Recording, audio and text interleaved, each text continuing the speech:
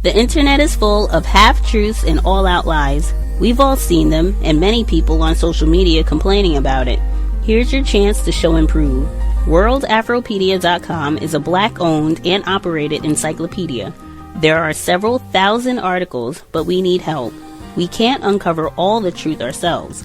So please, join us and become a writer, editor, or blogger for WorldAfropedia.com today.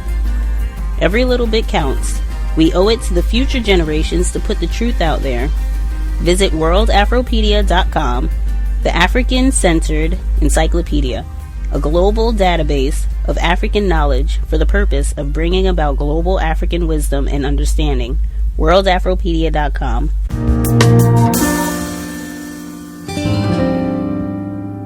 First at 5:30, Winthrop University Police. They're trying to catch whoever vandalized a campus portrait. Somebody wrote "violent racist" in a red ink with red ink pen on Ben Tillman's portrait there. He's a former South Carolina governor who had his statue in Columbia vandalized earlier this week.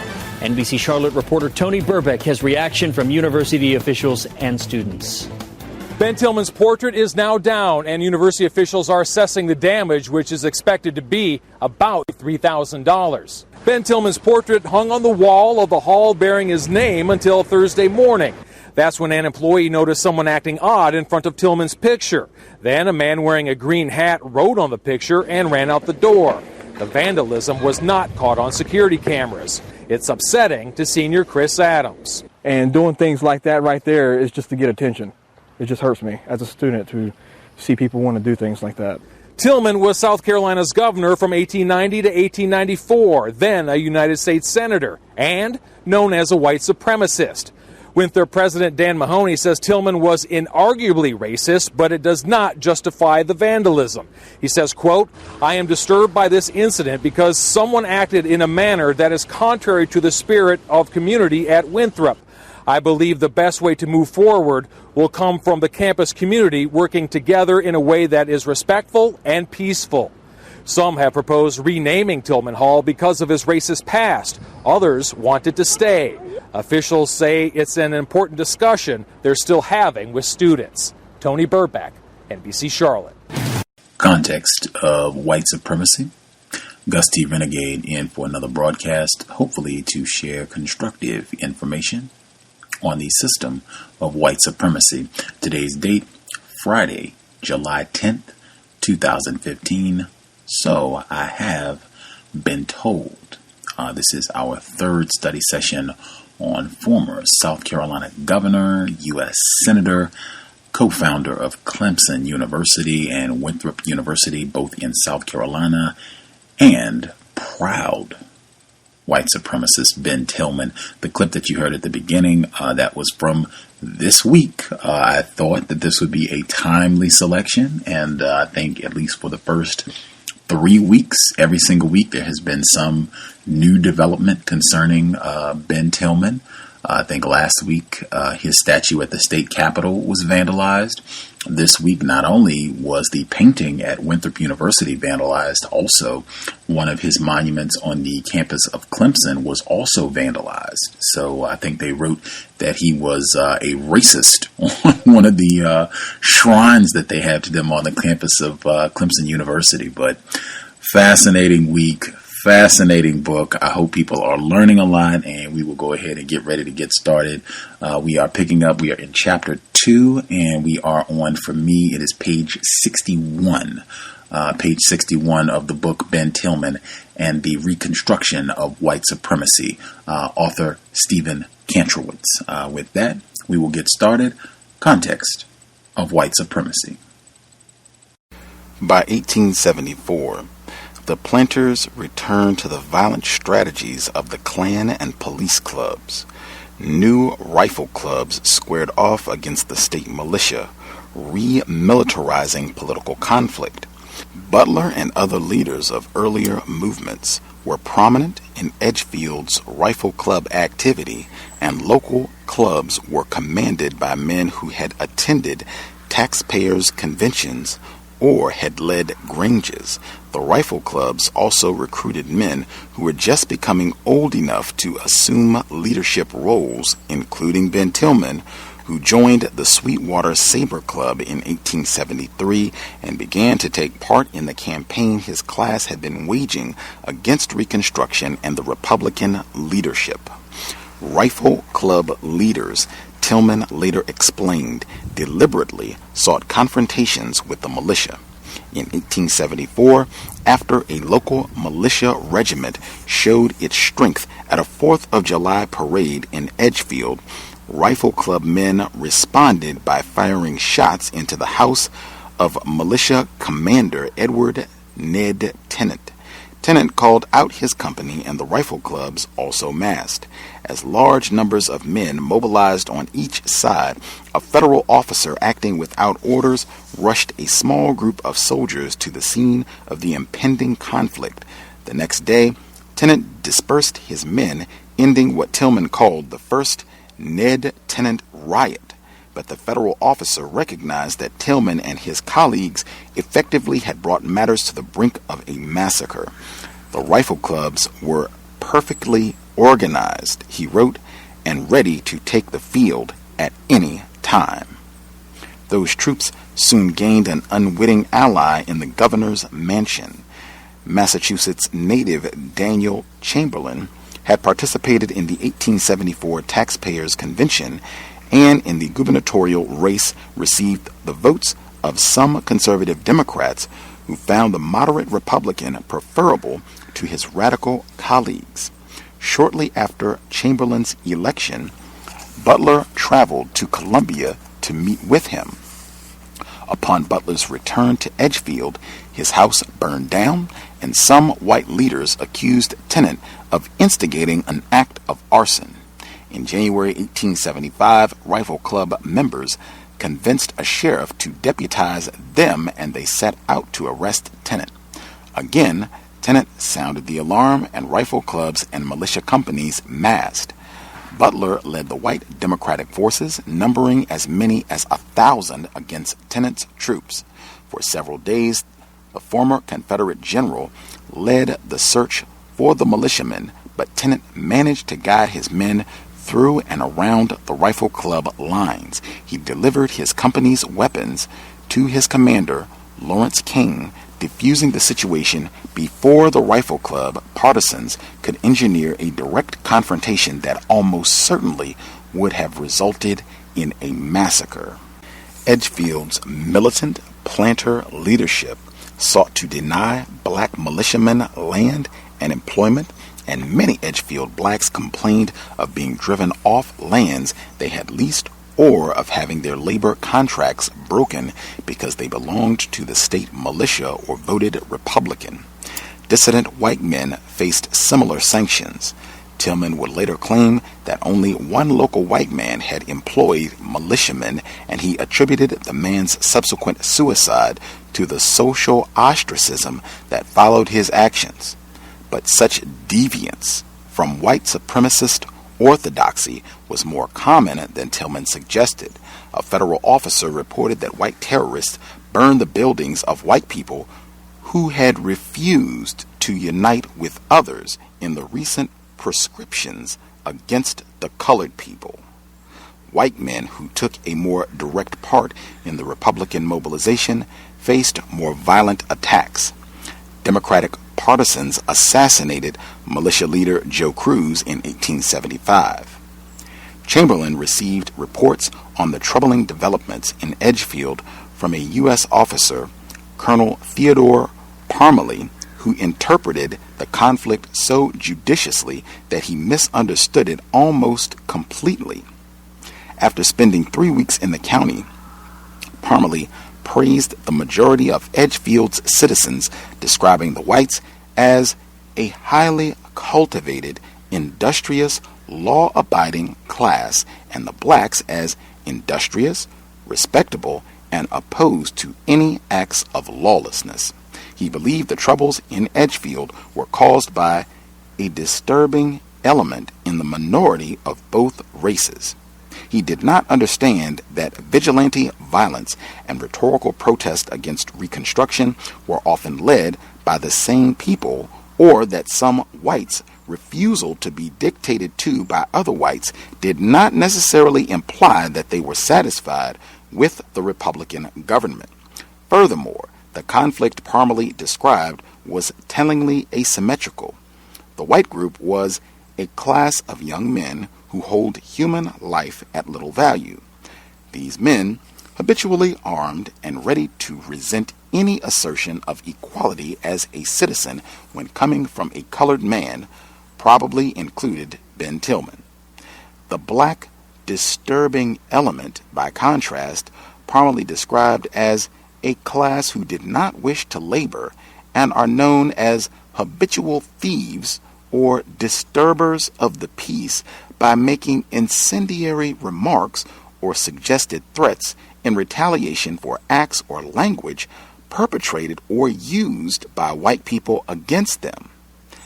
Unable to fight their foes directly and abandoned or ignored by federal authorities, black activists did indeed resort to stealthier but equally powerful weapons, particularly arson.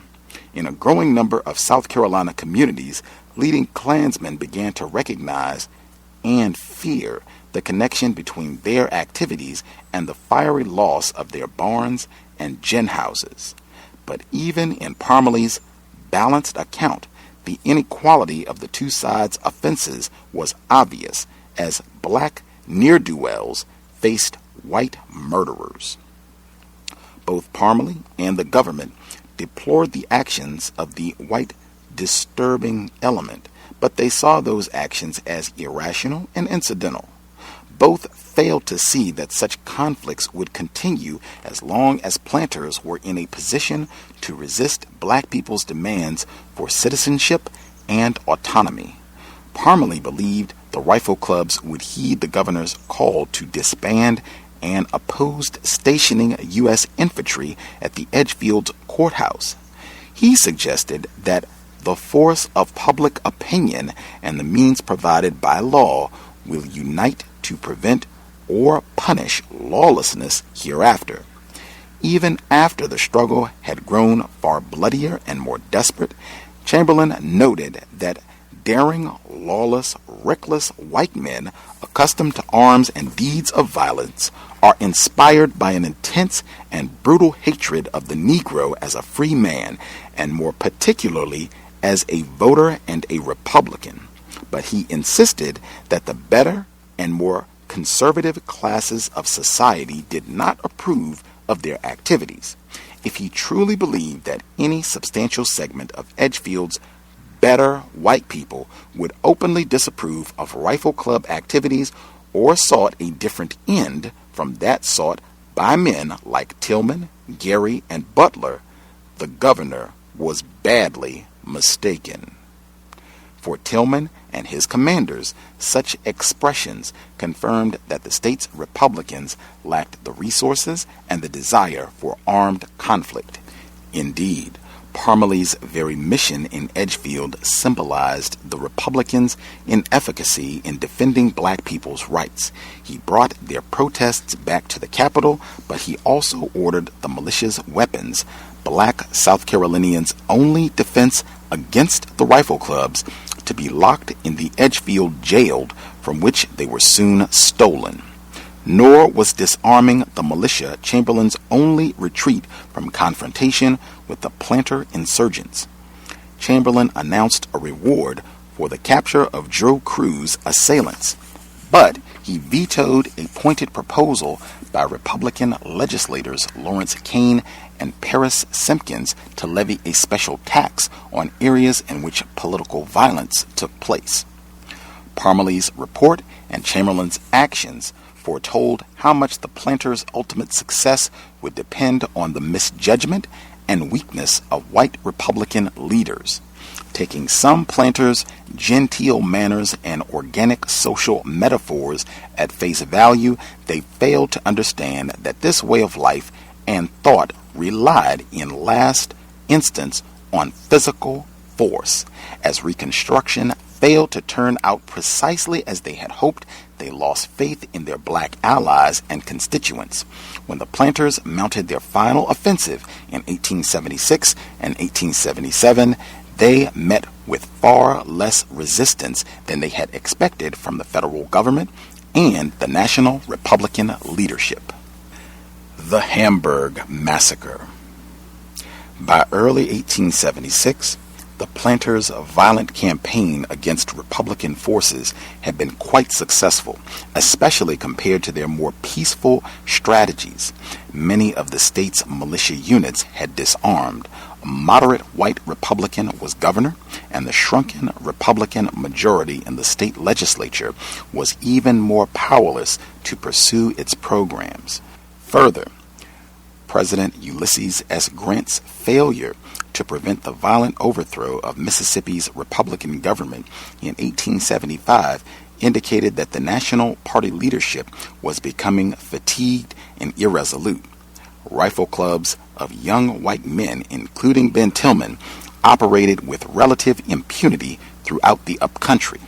But before the old leadership class could regain power, it would have to resolve its own long-standing sectional divisions.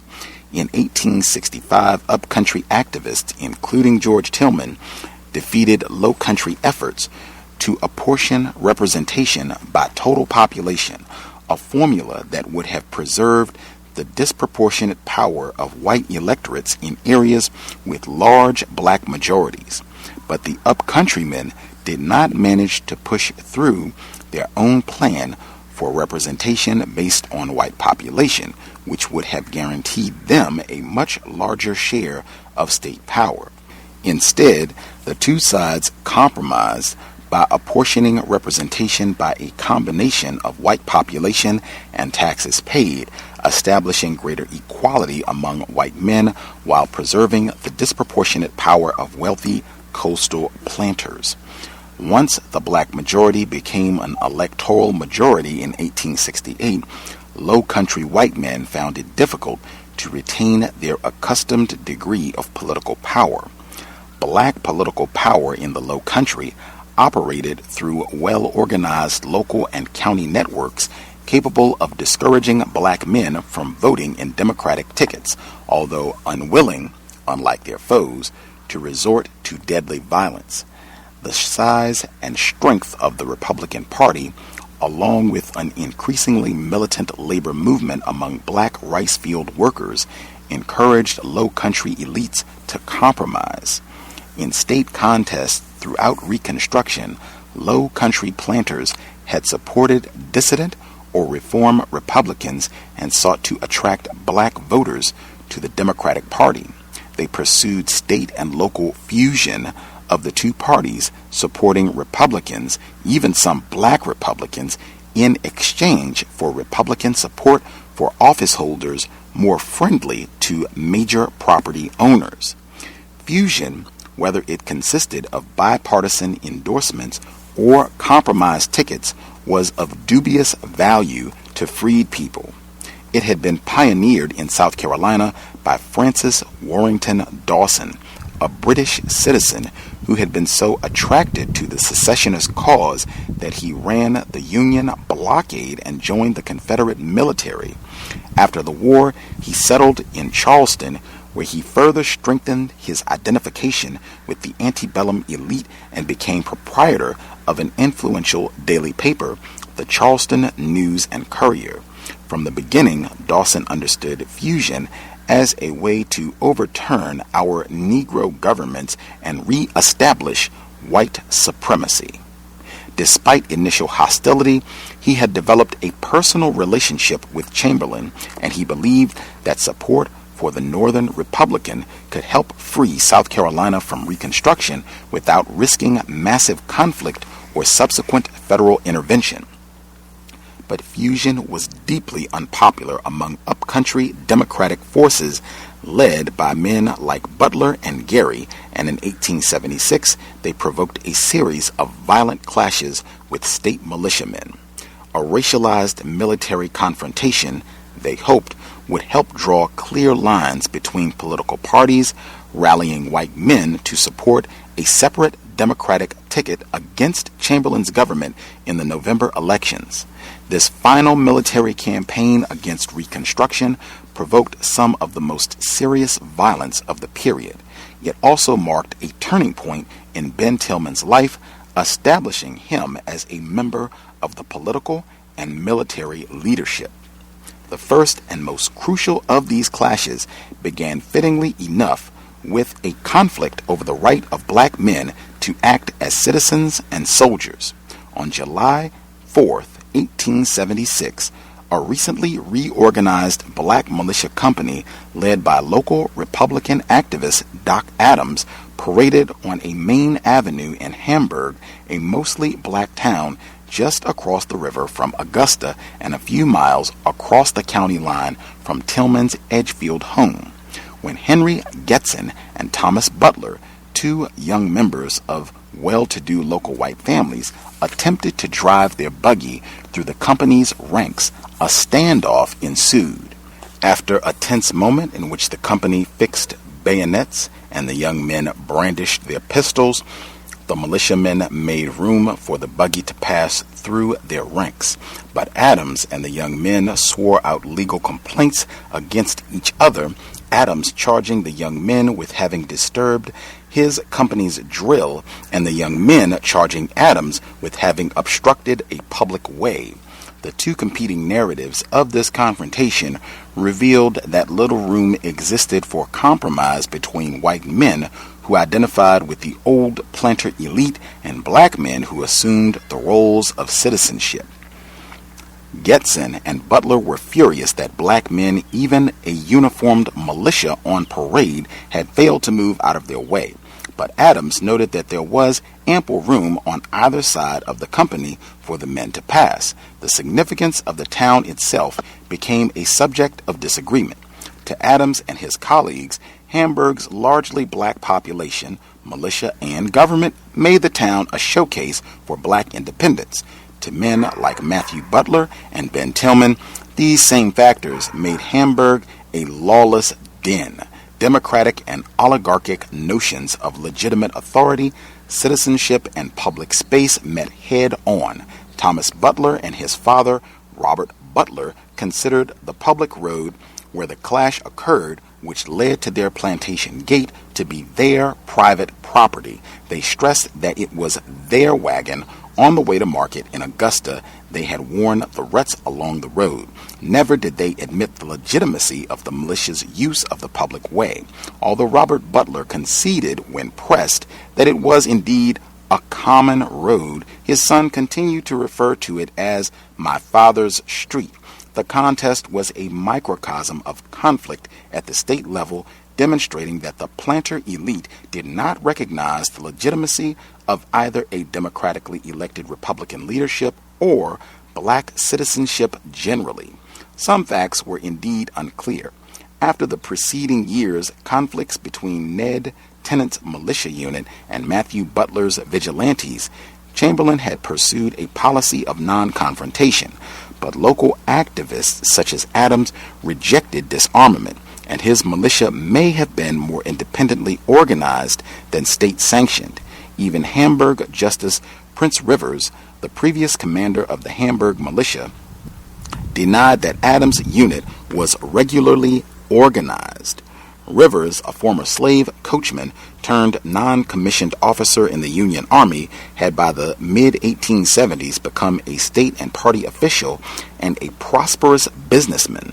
He earnestly sought to forestall the armed confrontation that he knew white elites were seeking. Rivers therefore expressed skepticism about Adams' militia, and at the initial hearing ruled Adams himself in contempt of court for using improper language. Adams and his men, for their part, drawing on the physically assertive tradition of the previous decade's marching clubs, may well have seen Rivers' caution as symbolic of the Republican government's weakness in the face of planter arrogance. To planter men, the militia was in fact no militia at all, but an illegitimate body of armed men. We looked upon them as nothing more than a parcel of men, not as militia, explained Robert Butler. We did not think they had a right to have guns. Hostility to the militia, though, was based not on a deep regard for legal niceties, but on former slaveholders' expectations of personal and collective authority. They questioned the validity of Adams' militia charter, but their skepticism ran much deeper. A black militia, they implied, was an oxymoron. An assembly of armed black men could only be a lawless mob. White Democratic Rifle Club leaders cared less about such divisions than about the subordination of all blacks and Republicans, and when Rivers scheduled a hearing for the 8th of July, they knew their moment had come. Tillman later described the premeditation of the violence that followed.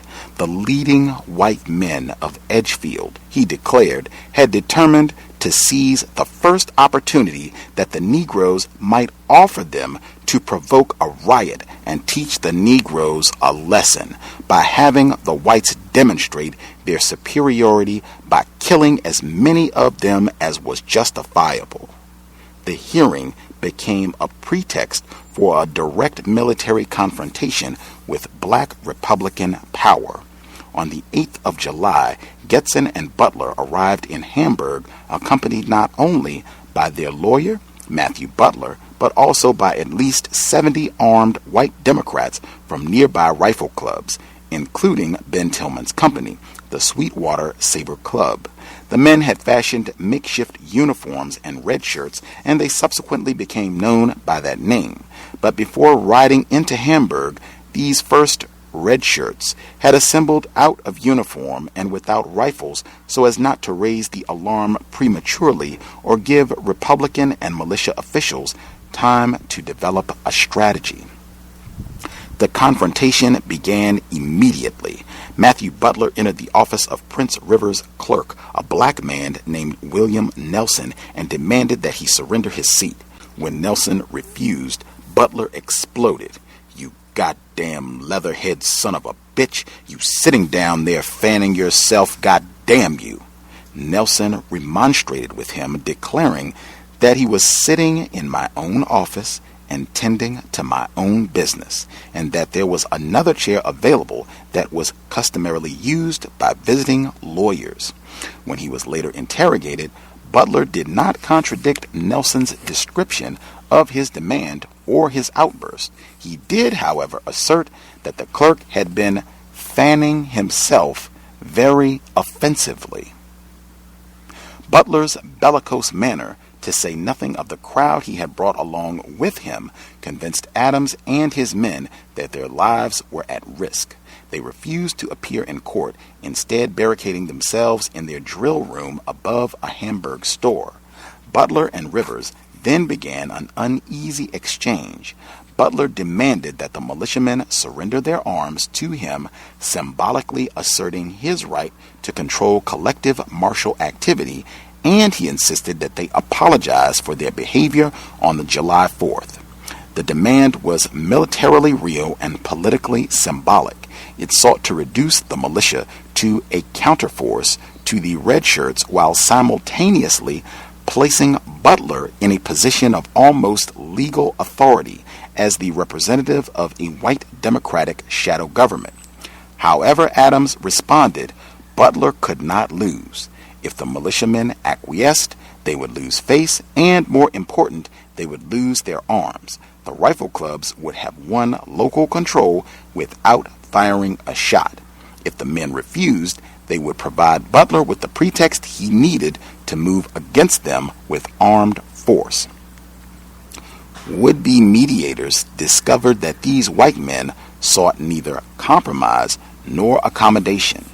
Hamburg cotton factor Samuel Spencer, who represented an emerging class of black merchants and professionals, no doubt hoped that his credentials as a man of education and property, a taxpayer in the Democratic vernacular, would enable him to mediate between rival parties. If Democrats truly sought to integrate black citizens into a relatively conservative party, they would have to deal with men like Spencer. But when he politely approached the rifle club leaders to offer his services as a mediator, Butler simply told him, "Sam, there is not any use in parlaying any longer.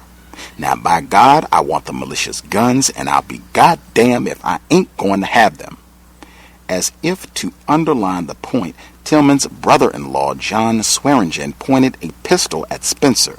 In a single emblematic moment, the upcountry Democratic leadership informed would-be black allies that their only proper role was as deferential subordinates.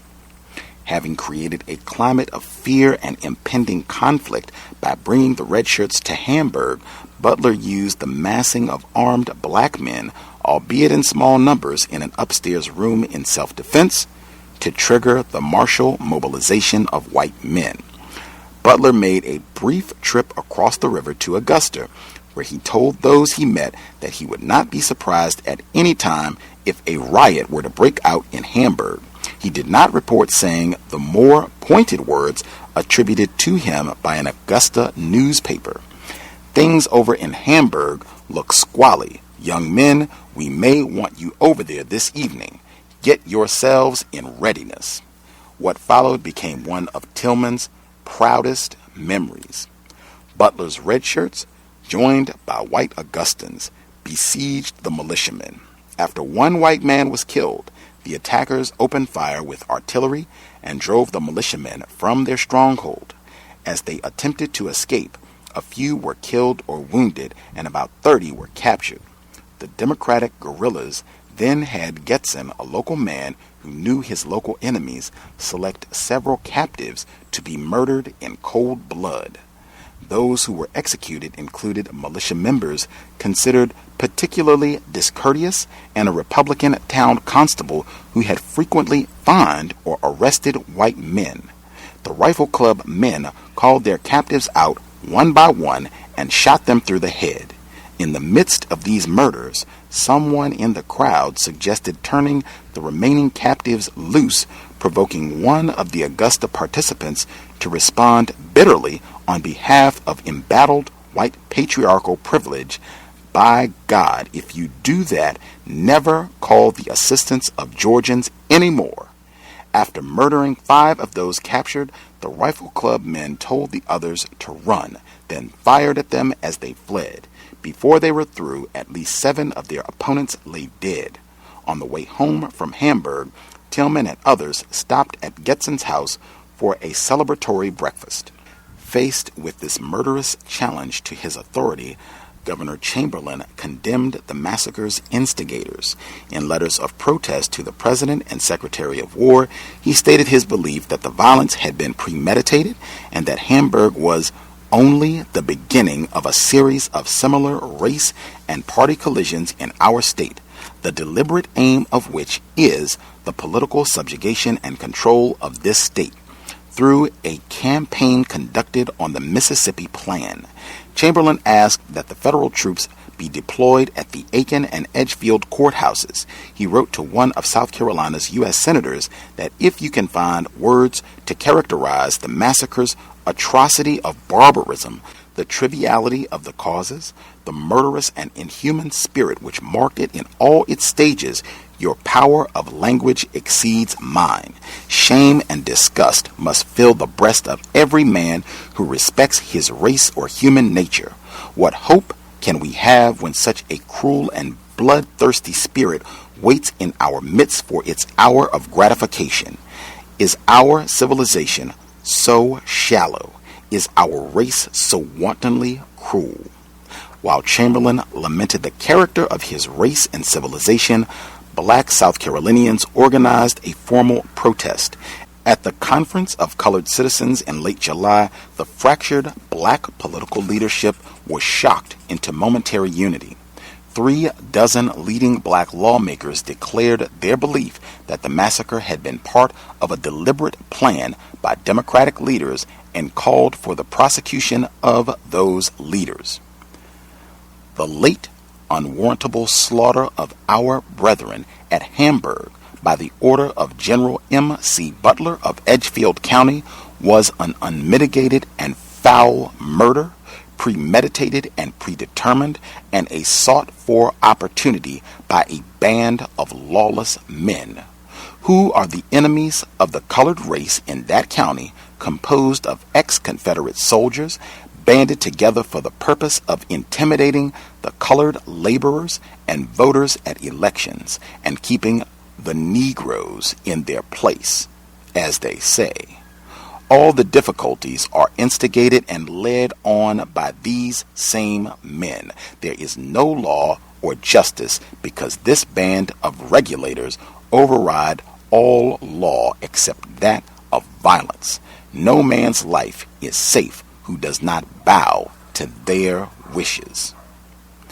Appealing to a national audience that had frequently proved unsympathetic to pleas for the protection of black people's rights or lives, the black legislators designed their closing argument to appeal to the entrepreneurial spirit of liberal Republicans and their sympathizers.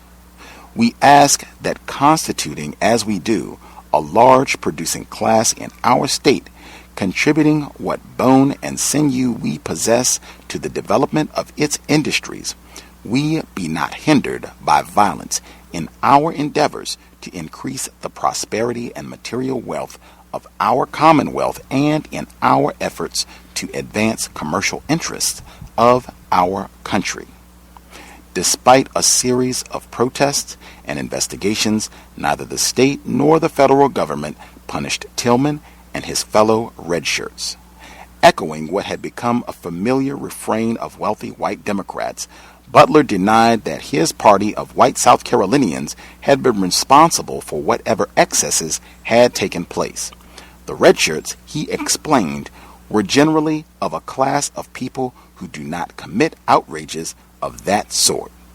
They had not met in Hamburg by any concerted plan, and once there they had forborne for hours in the face of outrageous Republican actions. He himself had left Hamburg before the murders took place, he said. Responsibility lay instead with the hundreds of Augustans present, men Butler described as drunken factory people and Irish, who had come across the bridge for the purpose of plunder. Butler could hardly be blamed for their actions, for I had no more control over that mob than I would have over a northeast hurricane. Here, Butler, like the Taxpayers Convention orator of a few years before, was reinventing the complicated game of protection and threat that had undergirded the slave system. Black men had to decide whether they preferred to submit to the dictates of genteel upper-class whites or to become the victims of bloodthirsty white mob over which elites claimed to exercise no control. Denying all, Butler declared that if I am the red-handed ruffian and bloodhound that I have been accused of being, either Chamberlain's government is imbecile and utterly worthless, or I should have been put in the penitentiary long ago. In other words, if Butler had got away with murder, that only demonstrated that black Republicans could not ensure the maintenance of law and order. From Democrats to straight outs. By mid-August, the Hamburg massacre and other violent episodes had created a coercive political climate in which Democratic leaders found it difficult to continue supporting fusion. White Democrats condemned the violence at Hamburg at their peril. Charleston News and Courier editor F.W. Dawson, who saw upcountry extremism as dangerous to Democratic interests, called the massacre a wholly unjustifiable affray, and the redshirts barbarous in the extreme. But the Edgefield elite soon made it clear that they would not tolerate such opposition from within the ranks of the white democracy. Anti-fusionists had already launched a rival Democratic newspaper in Charleston, and Dawson's condemnation of the violence at Hamburg soon brought a boycott of the News and Courier. It also earned Dawson a challenge to duel Martin Gary, a challenge delivered to the editor by Matthew Butler. Dawson, long a principled opponent of dueling, refused, but he soon realized that to continue opposing the separate ticket would cost him his influence in the state. By the time the Democrats met at their August convention, Dawson had come around to supporting his fellow Democrats' efforts at Hamburg. Fusion gave way to a straight Democratic ticket led by the planter, general, and guardian of the rights of Klansmen, Wade Hampton III. This straight out, as opposed to fusion or compromise policy, represented a break from the wishes of many low country leaders and a victory for the upcountry forces. It was also presented as a victory for the kind of reform previously promoted by the taxpayers' conventions and the rural Carolinian. The Democratic platform declared that substantial and lasting reform is impossible within the ranks of the Republican Party of this state and accused the Republicans of countenancing electoral fraud, accumulating enormous debts, and mismanaging the state's finances, injuring its credit, and levying exorbitant taxes and squandering them when collected, thus hopelessly involving in debt a majority of the counties of the state. Black power, it seemed, was inimical to good government. Democrats seemed determined to co-opt as well as coerce black voters. In accepting the Democratic nomination, Hampton offered himself as a father to the state's family, black and white. He claimed he would serve as the governor of the whole people, promising equal protection under the law and end to violence, better public schools, and a fair and honest campaign. The Democratic platform encouraged South Carolinians, irrespective of race or past party affiliation, to join the Democratic campaign, and Hampton spoke to largely black audiences throughout the Low Country. Some black men undoubtedly did vote Democratic, and for the defection from the Republican Party, they often faced ostracism and even violence.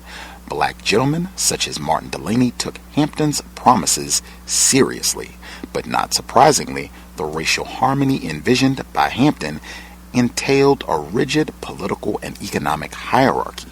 Even Hampton limited his promise of protection to all of your race who choose to vote for Democrats. For many white Democrats, promoting black Democratic voting was no more than a tactic. As Gary explained in a widely distributed plan of campaign, we ought to begin to organize Negro clubs or pretend that we have organized them. Those who join are to be taken on probation and are not to be taken into full fellowship until they have proven their sincerity by voting our ticket. Democrats inflated the total number of black Democratic voters in order to make such allegiance seem more acceptable to potential black converts and to disguise blatant Democratic frauds as black crossover voting.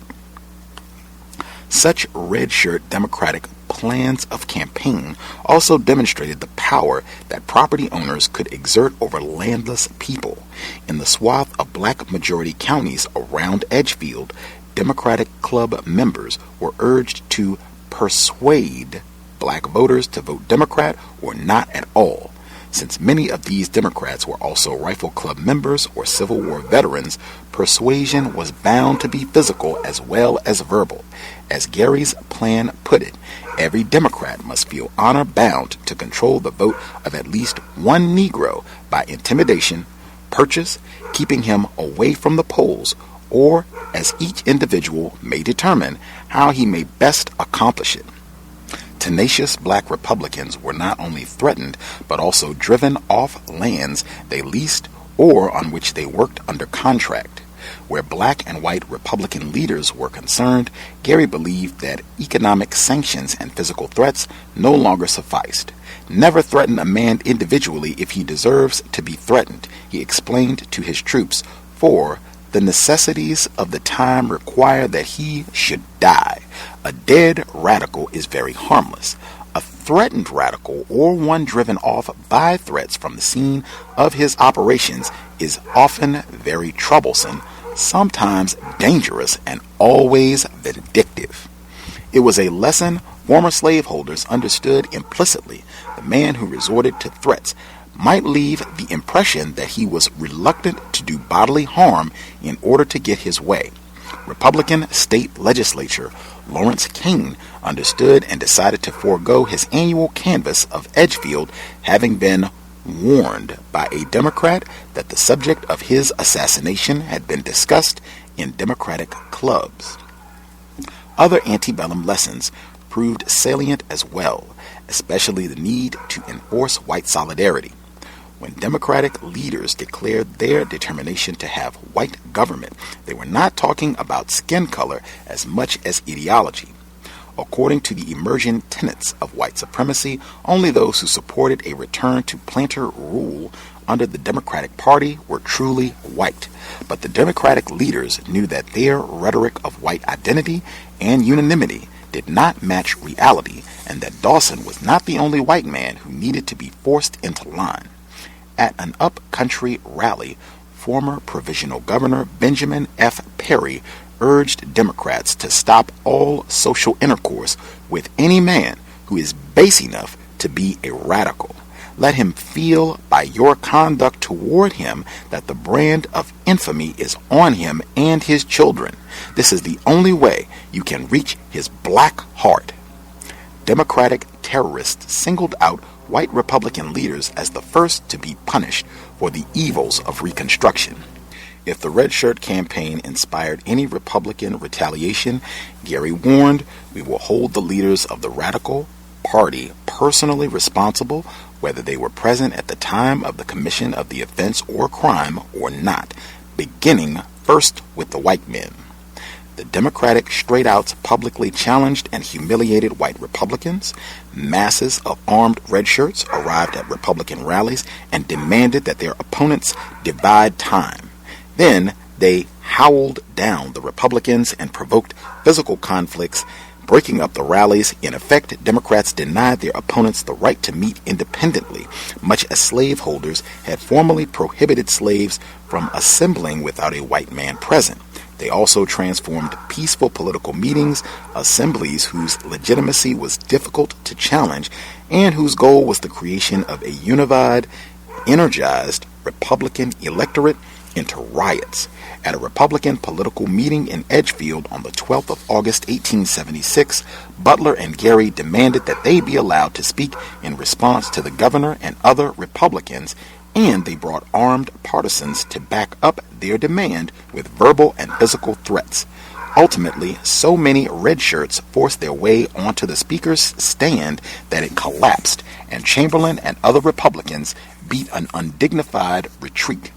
In limiting the right of public debate to those able to coerce their opponent's silence, dividing time perfectly represented the white supremacist conception of democracy. So did Gary's blunt warning from the platform, brutally plausible despite its quotation in a Republican newspaper. Look here, niggers. If you don't want trouble at election time, I'll tell you what to do. Go to whoever you work for if he is a white man and say, Massa, what ticket must I vote? Ben Tillman rode with the red shirts throughout the bloody political season of 1876, and by its end, as the white Democratic mobilization reached its climax, he had taken command of his own rifle club. 2 months after Hamburg, he played a small part in the worst of the violence. In mid-September, more than 1,000 rifle club men attacked a black militia unit in a swampy area near Ellington in Aiken County, killing at least 30 before a small federal detachment arrived on the scene. The partisans expressed great disappointment that their campaign had been halted so soon. According to a federal officer present, the red shirts cursed the Federals' arrival and said they would have given $500 if we had been an hour late. Tillman led 50 red shirts 30 miles into Ellington, but arrived too late for the slaughter. However, 2 men from his unit were detailed to execute an important prisoner, black Republican State Senator Simon Coker, who had come to investigate reports of violence. They shot Coker while he knelt in his final prayer. prayer. As Gary had understood, threats might inspire bravery rather than fear, but bullets demonstrated the attacker's sincerity. The bodies of many of the Ellington victims remained where they fell for days because their friends and families feared to be seen tending to them. Even the white manager of a nearby plantation, who had convinced his workers to remain indoors on the plantation as the fields and swamps around them ran with blood, feared to describe all that he had seen and heard. I don't feel willing. None of the neighbors will make statements who know all about it. The telegraphic reports don't cover the ground, and many things can be told but not written. Black Republicans bore the brunt of the terror. That fall, 20 or more white men broke down the door of the home of Silas Goodwin, a black Republican activist in Edgefield, and shot him dead. "God damn you," one declared. "You was bragging about how you was going to vote. But now, vote if you can." During the 1876 canvass, reports of red shirt attacks reinforced Edgefield's reputation for violence. Native sons cultivated the mystique. At a Barnwell meeting, George Tillman asked, "Why don't you take these carpetbaggers out and hang them to the first tree? If you haven't got moral courage here to do it, we will send a telegram over to Edgefield and the boys will come over and do it for you." A Republican leader was reported to have nervously asked a Democrat at a campaign meeting, "I observe some Edgefield men here. Is there any danger of violence here today?" Even a low-country Republican paper, observing that a large number of fights had occurred in town, joked that the wind this last week must have been blowing from Edgefield County. A reputation for violence effectively amplified the meaning of every violent act. At the same time, Democrats in the heavily black and well-organized Republican Low Country learned a rather different lesson. In the vicinity of Charleston, black Republican activists were frequently a match for white Democratic partisans. As the September labor struggle in the Low Country rice fields took on political character, violent conflicts in and around Charleston produced more victims among white Democrats than among black Republicans. Low Country Democrats would remember this for years to come, whereas up-country white leaders grew increasingly dissatisfied with their party colleagues' apparently inexplicable tendency to compromise and accommodate. Republicans understood Democrats' intentions. The entire Democratic Party of the state, wrote a Republican editor, is fully armed and organized and disciplined to carry the state on the Mississippi Plan. More dependence is placed in the shotgun than argument. Governor Chamberlain obtained some federal help and attempted, although too late, to safeguard the lives and voting rights of his citizens. Federal troops were stationed at several courthouses and other polling places, but their presence did little to ensure that votes were cast freely or counted fairly. In October, he formally disbanded all rifle clubs, a gesture that was met with amusement among the up-country club members. Far from dissolving, the clubs swelled in number to nearly 300, with a total membership estimated at 14,000 or more white men. Edgefield was once again in the vanguard with 35 clubs, one of them Ben Tillman's. He had come of age. Tillman's conduct in the November election demonstrates how Edgefield polled a Democratic majority and explains why that result was contested so heatedly. Tillman was the sole Democratic manager of a local poll, a post he shared with two black Republicans, H.T. Tankersley and Aaron Miles. These two men later testified that when Miles arrived an hour or so after the polls had opened, Tillman questioned his right to serve as manager and remarked that he would have to see what the law said about a late arrival. Miles left before Tillman could demonstrate the finer points of election law, and Democrats soon dispensed with even a show of democratic process. A correspondent had warned President Grant less than a month earlier that Hampton and Gary and Butler had been conducting, in every sense, a military campaign. Democratic ringleaders threatened to spill blood to assert their right to rule. Tillman harassed black voters as they arrived, declaring that he was manager of the poll and would notice if any Republican votes were cast. Robert Chandler, a black Republican who later testified that he had been driven off his land 5 weeks earlier, described a whooping and hollering group of men, including Tillman, who drew pistols and told Chandler to stay away from the ballot box. They warned him that if he came any closer, he would come through blood, Chandler said. Benny Tillman said they had been the rulers of Carolina and they intended to rule it. The final tally at the poll favored the Democrats 211-2. Democratic activists like Tillman could not prevent every Republican from voting, but they effectively neutralized the county's black majority.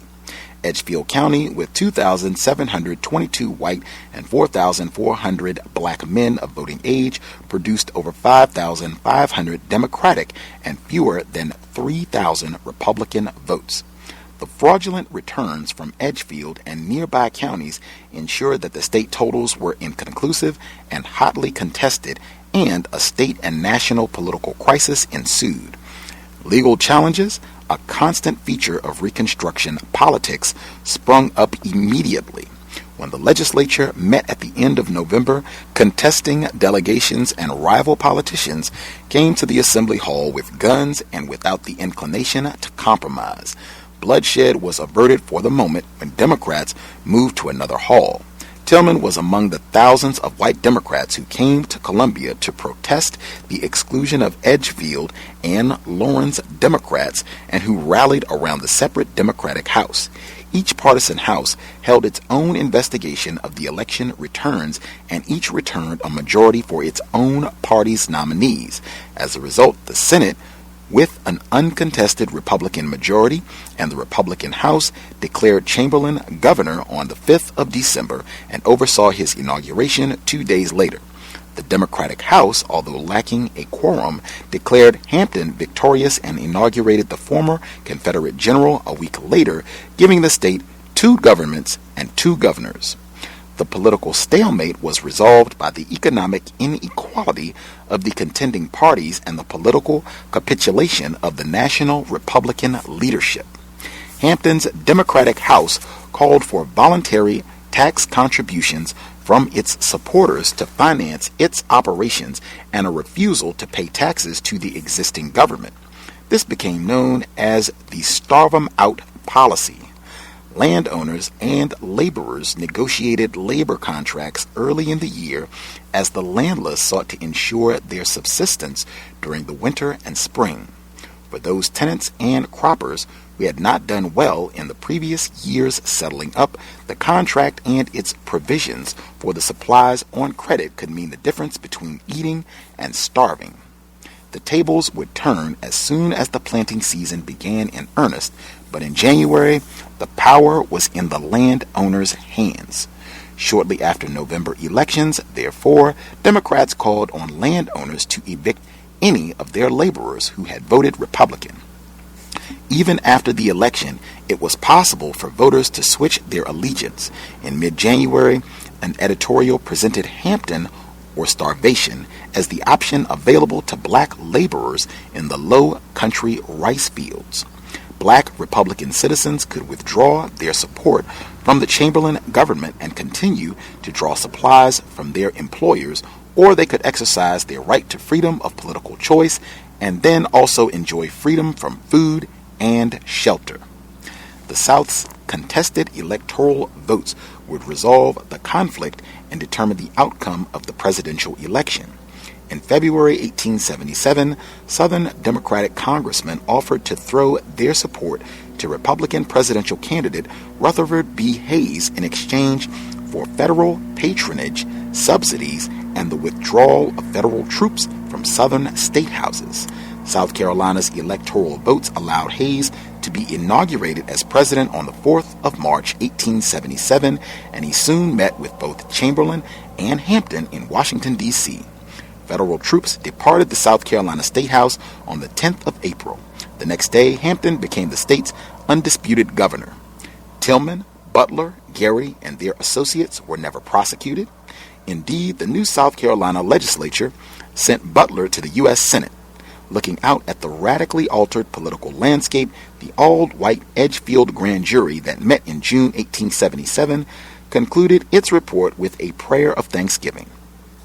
We humbly thank Almighty God that in His infinite wisdom and mercy, He is again allowing old-time judicial purity, ability, and courtesy to be exemplified in Edgefield. Black laborers making the best of a desperate situation began signing on for another year's work.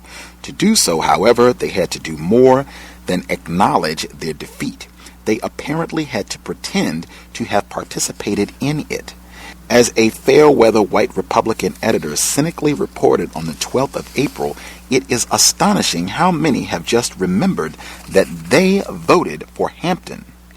The victorious redshirts had restored planter rule through violence, but proper order could only be re-established if laborers played their parts correctly, abandoning the self-confident defiance of republicanism, and, if only symbolically and retrospectively, accepting the paternalist promise of white democratic elites. But victory brought a struggle among the victors. Some, including Hampton, eventually came to believe their own rhetoric. Upon taking power, Hampton refused to acknowledge that red shirt violence had played an important role in the Democratic victory. As governor, Hampton denounced force and fraud and promised black voters protection, public education, and a safe, subordinate place in a peaceful hierarchy of one-party politics. By contrast, men like Tillman and Gary celebrated the white violence of 1876. As Tillman charged later, Hampton always maintained that 16,000 Negroes voted for him in 1876, but every active worker in the cause knew that in this he was woefully mistaken. Gary argued that Hampton had misunderstood the meaning of 1876. Politics were essentially a question of race or struggle for supremacy between the races, and not a mere contest for honest government, as has been alleged. The red shirts understood the lessons of their victory to be the same as those of slave discipline. The only reliable basis for social peace was an underlying climate of terror. In this context, a black man's half-hearted and expedient claim to have voted for Hampton, his apparent submission to the victorious regime, did not represent a victory for the veneer of paternalism as much as a victory for the violence that forced the gentleman from Africa to mouth a master's slogan. Although men like Hampton and Tillman differed mainly in their interpretations of the victory, the stylistic and rhetorical differences between them have led historians and popular interpreters of Southern history to see them as representing real alternatives. To some, they represent alternate roads available to the post-bellum generation, one leading to social peace, the other to racial conflict. To others, they represent distinct subcategories of the white mind, one radical in its commitment to the violent racialization of society, the other conservative, concerned with restoring proper relationships of deference and social place, not limited to racial hierarchy. But paternalism and violence were in fact complementary and mutually necessary strategies with common roots in the social and labor system of slavery, where they had functioned as carrot and stick.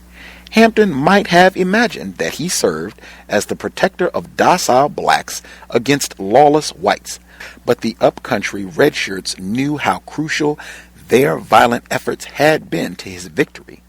Veterans of the campaign of 1876 realized that the force and fraud Hampton denounced had hardly been the work of lawless mobs. The shotgun policy had been no spontaneous eruption of white radicalism or violent racial instinct, but the work of a well-established leadership class exercising its powers of military mobilization. Even before the federal government withdrew, an editorial skirmish revealed how weak Hampton's rhetorical position could become. When several upcountry Democratic newspapers tried to lay claim to having been the first to endorse the victorious straight-out policy, Dawson's Charleston News and Courier mocked them, suggesting that such a search would logically lead them back to 1860 and the signers of the South Carolina Ordinance of Secession. Dawson's desire to make light of this newspaper war perhaps reflected his own well-founded anxiety over having arrived late in the straight-out camp, but he inadvertently made a serious point. He acknowledged that the straight-outs, defiant white men asserting themselves militarily against illegitimate authority, had assumed the mantle of the Confederate rebellion. Perhaps without realizing it, the Charleston editor had ceded moral and political advantage to men who had shown an early commitment to conflict over compromise, men like Ben Tillman. Chapter 3. The Shotgun Wedding of White Supremacy and Reform. What Democrats heralded as redemption quickly proved to be a limited victory. Although federal occupation had ended and a Confederate planter sat in the governor's office, slogans such as "good government" and "white supremacy" could not restore the world the slaveholders had lost, and young Democratic militants like Ben Tillman soon discovered that reconstruction of white patriarchal authority and solidarity remained a complicated task. Everyone understood that the end of slavery had fundamentally changed the agricultural economy, but the events of the past 2 decades had dramatically altered the parameters of citizenship and of political possibility as well. Even as Democrats sorted out their winnings, long-simmering conflicts of class and region broke out among white men. The shooting had barely ceased when a factional contest within the Democratic Party recapitulated one set of antebellum struggles. Old political grievances were refracted through contemporary disagreements over the legacy of 1876 and what constituted proper manly behavior, a struggle that symbolically pitted up-country militants like Martin Gary against low-country leaders like Wade Hampton and F.W. Dawson. At the same time, merchant capital emerged as a more dynamic force than landed wealth. This transformation of the economic elite, taking place alongside a revolution in agricultural credit and finance, caused strains within the ranks of white Democrats. But elites were not the men hardest pressed by the new economy, and an even more serious challenge than Gary's soon emerged from the grassroots. By the late 1870s, the radical change emancipation had wrought in the agricultural economy began to hit home in ways that could no longer be blamed on Reconstruction's radical misrule. Lacking cash or easy credit, small landowners, renters, and laborers all became dependent on crop liens for agricultural credit. Dependence on merchant capital struck directly at the autonomy white men had long expected. Hard times could drive men from land ownership to renting or from renting to laboring. For African Americans, sharecropping and other forms of poorly paid labor seemed a paltry reward for years of striving. More and more white men, too, believed that their cherished independence to be at risk. Even some white elites felt shortchanged by the victory of 1876. Many less wealthy white farmers found themselves slipping into relative or even absolute poverty. Context of White Supremacy. So we will be on page 81. We are early in chapter 3. That's where we will pick up at second audio segment, Context of White Supremacy. Before we get to the callers, one of our longtime listeners, investor, Mr. Demery IV, he had a loss in the family. His mother-in-law transitioned this past week. I know a lot of folks have been listening to his participation in the program, the book study sessions, and many of our other programs down through the years, and hope that he and his family are celebrating her life and healing, dealing all right with her transition. She was 98. That is, I was super impressed by that. If you are a non-white person, particularly a black person, and all the terrorism and ugliness that we are hearing in the book study session that we have to deal with, and you're able to remain here for 98 years, that is highly impressive. But just wanted to recognize that. I hope, again, he and his family are doing well, and pay our respects for his mother-in-law. Context of White Supremacy. Folks would like to participate, share any thoughts on what we heard this week. The number to dial is 760-569-7676. The code 564-943#. Press star 6 if you would like to participate. That number again, 760-569-7676. The code is 564-943#. Press star 6 if you would like to participate. For folks listening in, if you do not want to use the phone, you can use the free Flash phone. It works anywhere in the world. The address, it should be linked on the Black Talk Radio Network page. If you need the address, it is tiny, TINY.cc/1race, and that is the number 1. That address again, tiny, TINY.cc/1race, and that is the number 1. Once you do that, look on the left side of the page. You'll see a link. It says free Flash phone. Click that. It will open a small window on your screen.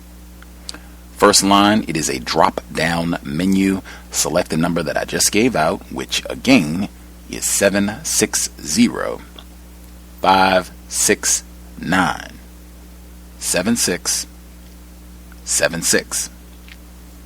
Next line, it will ask for the code. That code again is 564-943. Final line, it will ask for a name. You can use a nickname, real name, whatever. Press random keys. Once you get all that entered, click the green button. Should connect you to the program. You'll hear us. It is the same procedure. If you would like to participate, you will see the dial pad on your screen. Press star 6. When you do so, you will hear the audio prompt to press the number 1. Do so. We will get you on the line. I'll just see that you have a hand up, and I will open your line up. With that, any folks who would like to participate, feel free to chime in. Again, hope constructive investment of your Friday evening. Lord knows we all could be doing other things with our time, enjoying all the wonderful summertime weather. Everyone with a hand up, line should be open. Feel free to chime in.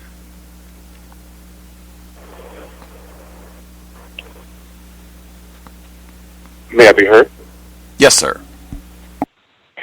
Okay, first of all, greetings, Gus, and to one and to all. This is a wonderful read. I'm sure somebody has echoed the sentiments I'm about to express, but the part in the book where there was a state senator who was kneeling down to pray his last prayer, and he was executed, and of course, you could juxtapose that with Pinckney, similar deal in a church, at least from my perspective.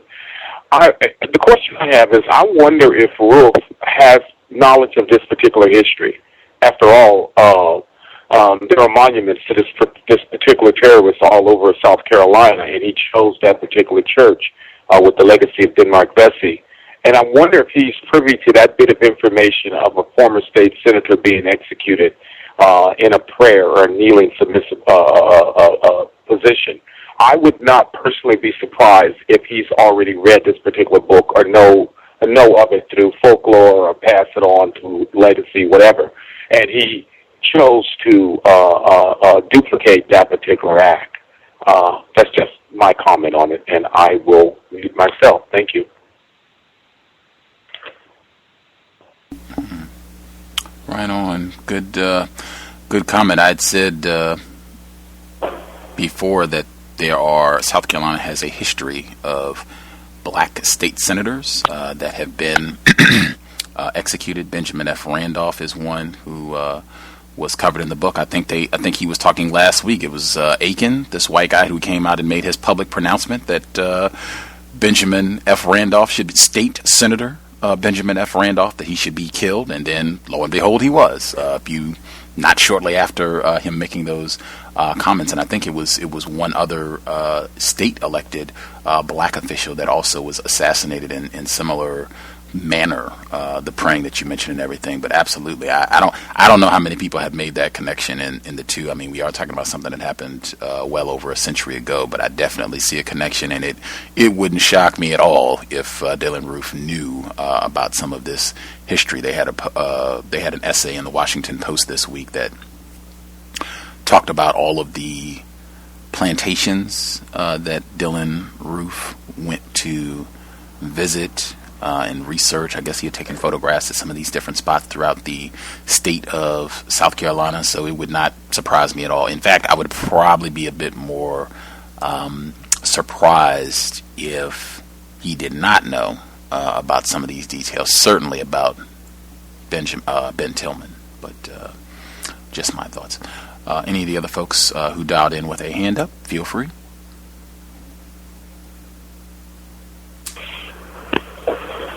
Yes, can I be heard? Yes, sir. Greetings, Gus. Thank you for those kind words of condolence, and I'll pass that on to my wife and her family. And like I say, my mother-in-law was 98, and she made her transition, and she was at peace. So thank you very much. I wanted to start out, with something, the Stono Rebellion in 1739 in South Carolina, because of its relevance to, this particular time, 120 years later, is that back during that so-called rebellion, South Carolina signed a Negro Act, or a slave code of South Carolina, that stayed in effect until 1865. So during the time that Benjamin Tillman was coming through the ranks, then that would still be in effect. So basically, whites could shoot, capture, execute black people with impunity and immunity. And so you see that, basically being played out, throughout the reading. And then speaking about fusion between the Democrats and the Republicans, it's basically the same thing. Is when it comes to economic terrorism or any mistreatment of black people, then there's a coming together with white people and agreement on practicing racism. And this place, Edgefield, basically, to me, it was like a Confederate stronghold. Those were like insurgents, that were, keeping this racism, this structure of white supremacy in place, and they were fighting on, never giving up. and Bill Tillman going from a leader in the rifle clubs, terrorizing blacks and Republicans, with confrontations and no telling what else he did, gained a leadership position politically. And black men's right to citizenship, independence, and the hatred towards black men in uniform, even in parades, was something that these racist and red shirt so-called Democrats, this is how they practice racism, white supremacy. I'll mute my line and give somebody else a chance. Thanks, Bill. Absolutely.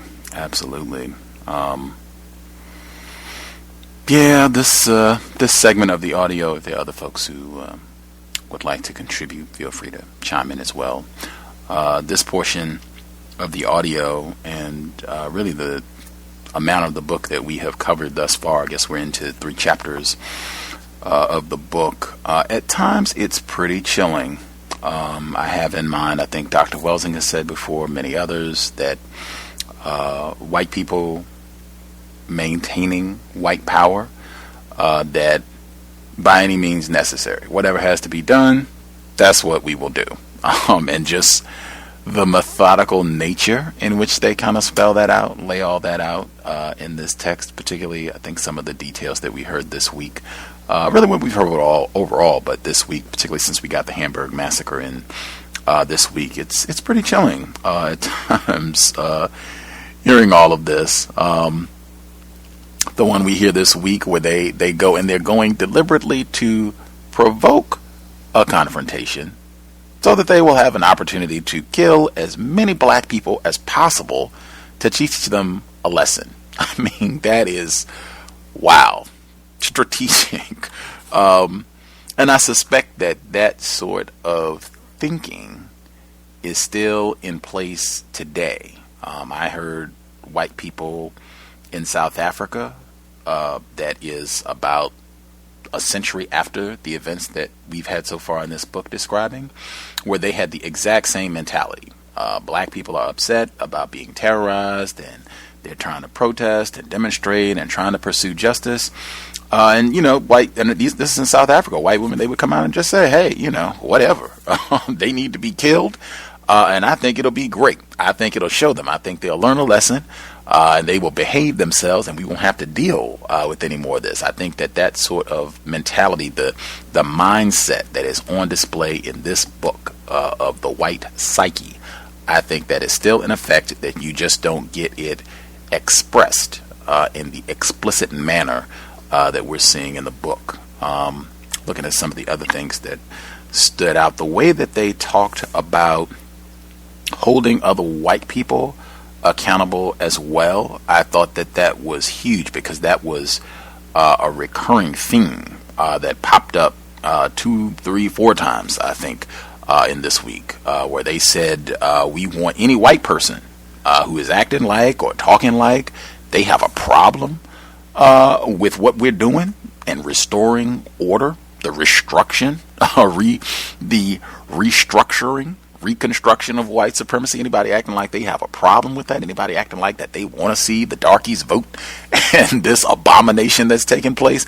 Let them feel it. We want them to be ostracized. You don't have any friends. You are not welcome. If you commit suicide, good. I mean, that's what I mean. I mean, at times, just it's so stark that it's very, at least from my experience, it's very rare to have white people be this explicit, unadulterated, right to the point about what it is, and even in terms of the expectations of other white people, and if they are acting like they are not on board with this, what's going to happen with them? There are several different passages where that stood out, where I thought that was super significant as well. This Mississippi Plan, what they're calling it, if folks who remember the text America Aflame, we had the white author on the program, I think 3-4 years ago, where he goes into detail. His book also deals with kind of the Civil War, post-Civil War. He also goes into explicit detail about a lot of the terroristic and barbarous things that whites did following Reconstruction to kind of reestablish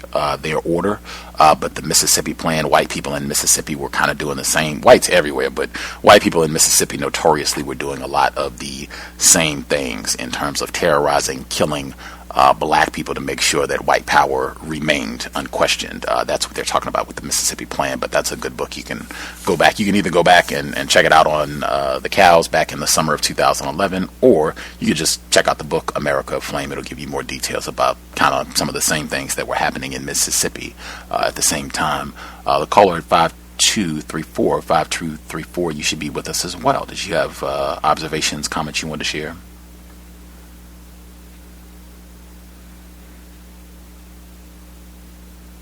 Caller at 5234, are you with us, just listening?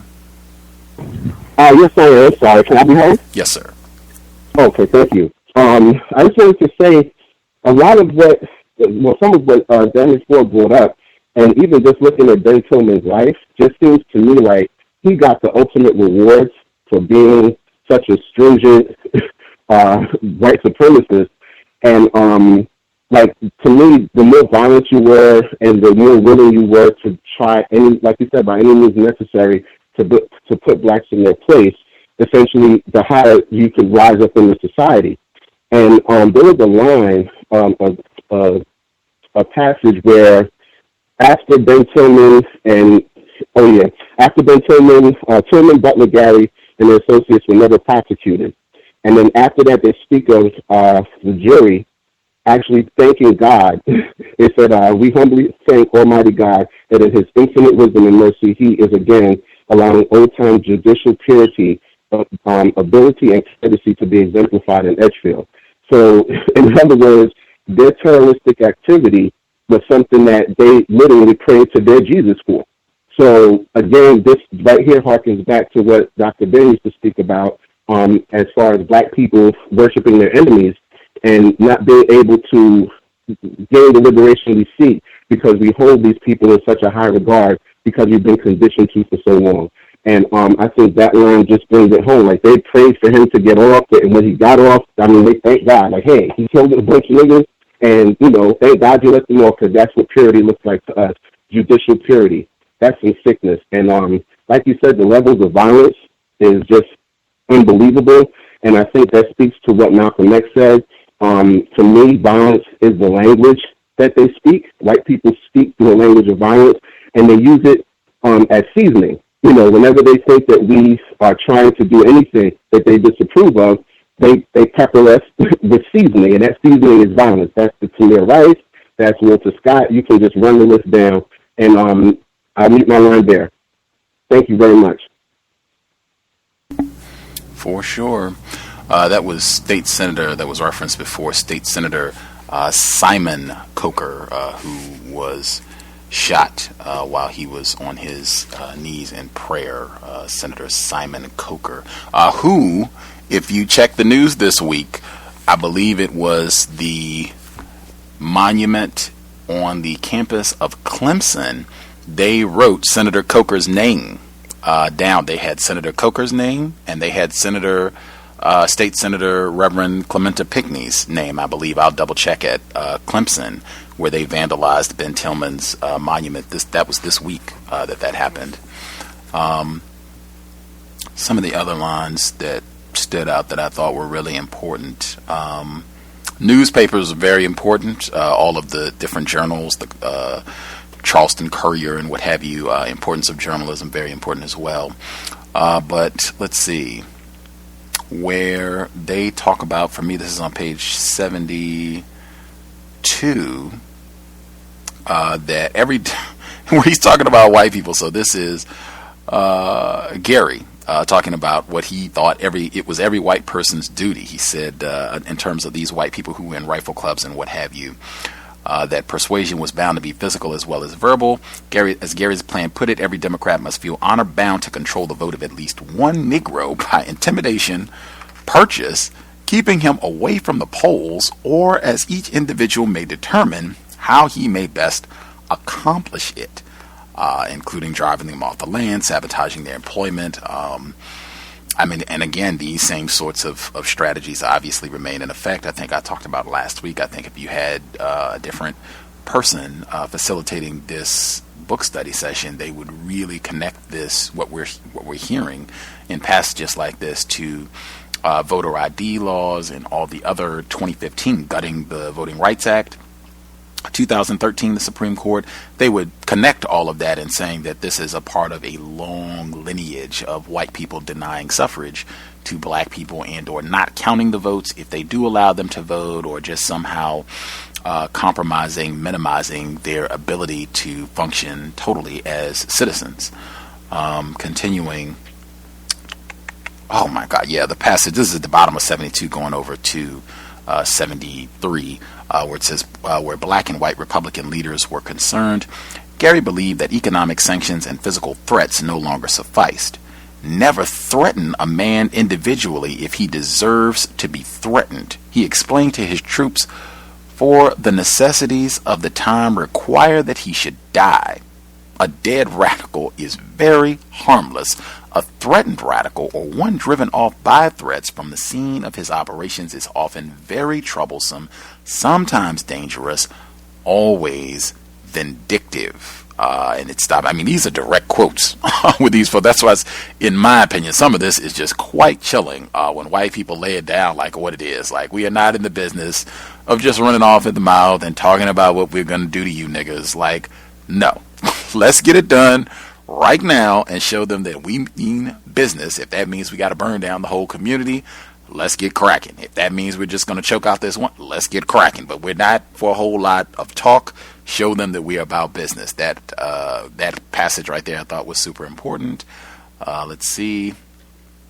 Where they're talking about enforcing white solidarity behind white power and terrorizing black people. The passage where he says, this is kind of midway on 73, the only way you can reach, or let me back up a little bit, stop all social intercourse with any man who is base enough to be a radical.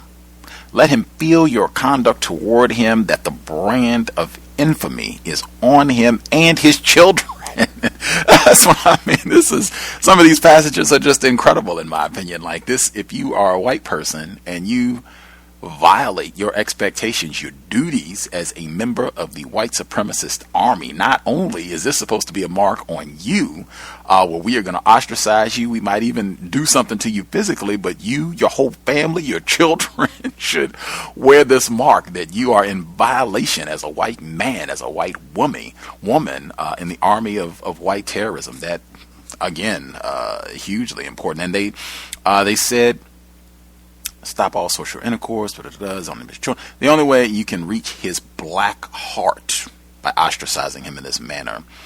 They said Democratic terrorists singled out white Republican leaders as the first to be punished for the evils of Reconstruction.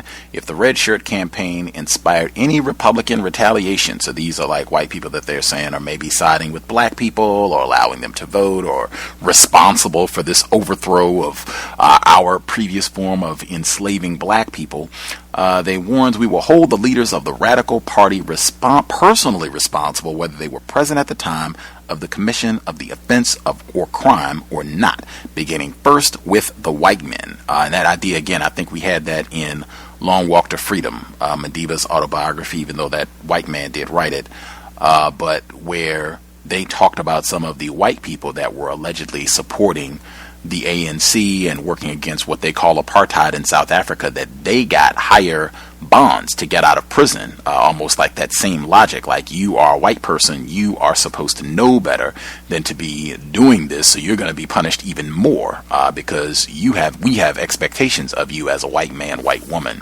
I thought that was really important as well. I'll pause there just briefly. Were there any passages that stood out, or at any point did you, because our author is a white person, Stephen Kantrowitz, were there any passages that stood out where you thought, okay, influence of a white person, I think he could be practicing racism in the way that passage is structured?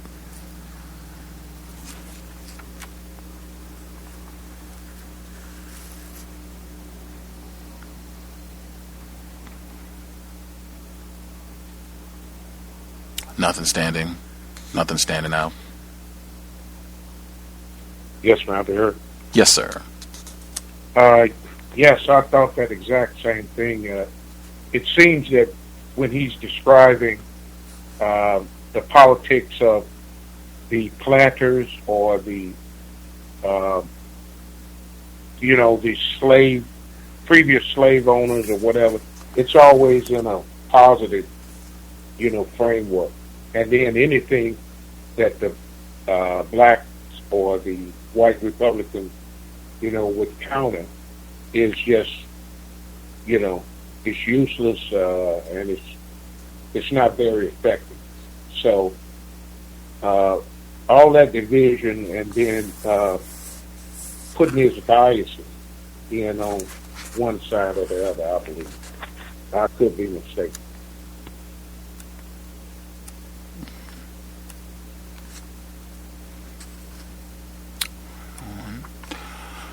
Folks listening in should have about 15 minutes if there are any other comments. If you don't think the book is constructive, certainly you can voice that, because it was supposed to be listeners selecting a book, and I thought this would be constructive given everything that happened in Charleston to get a little bit more information about the history of things there. Let's see.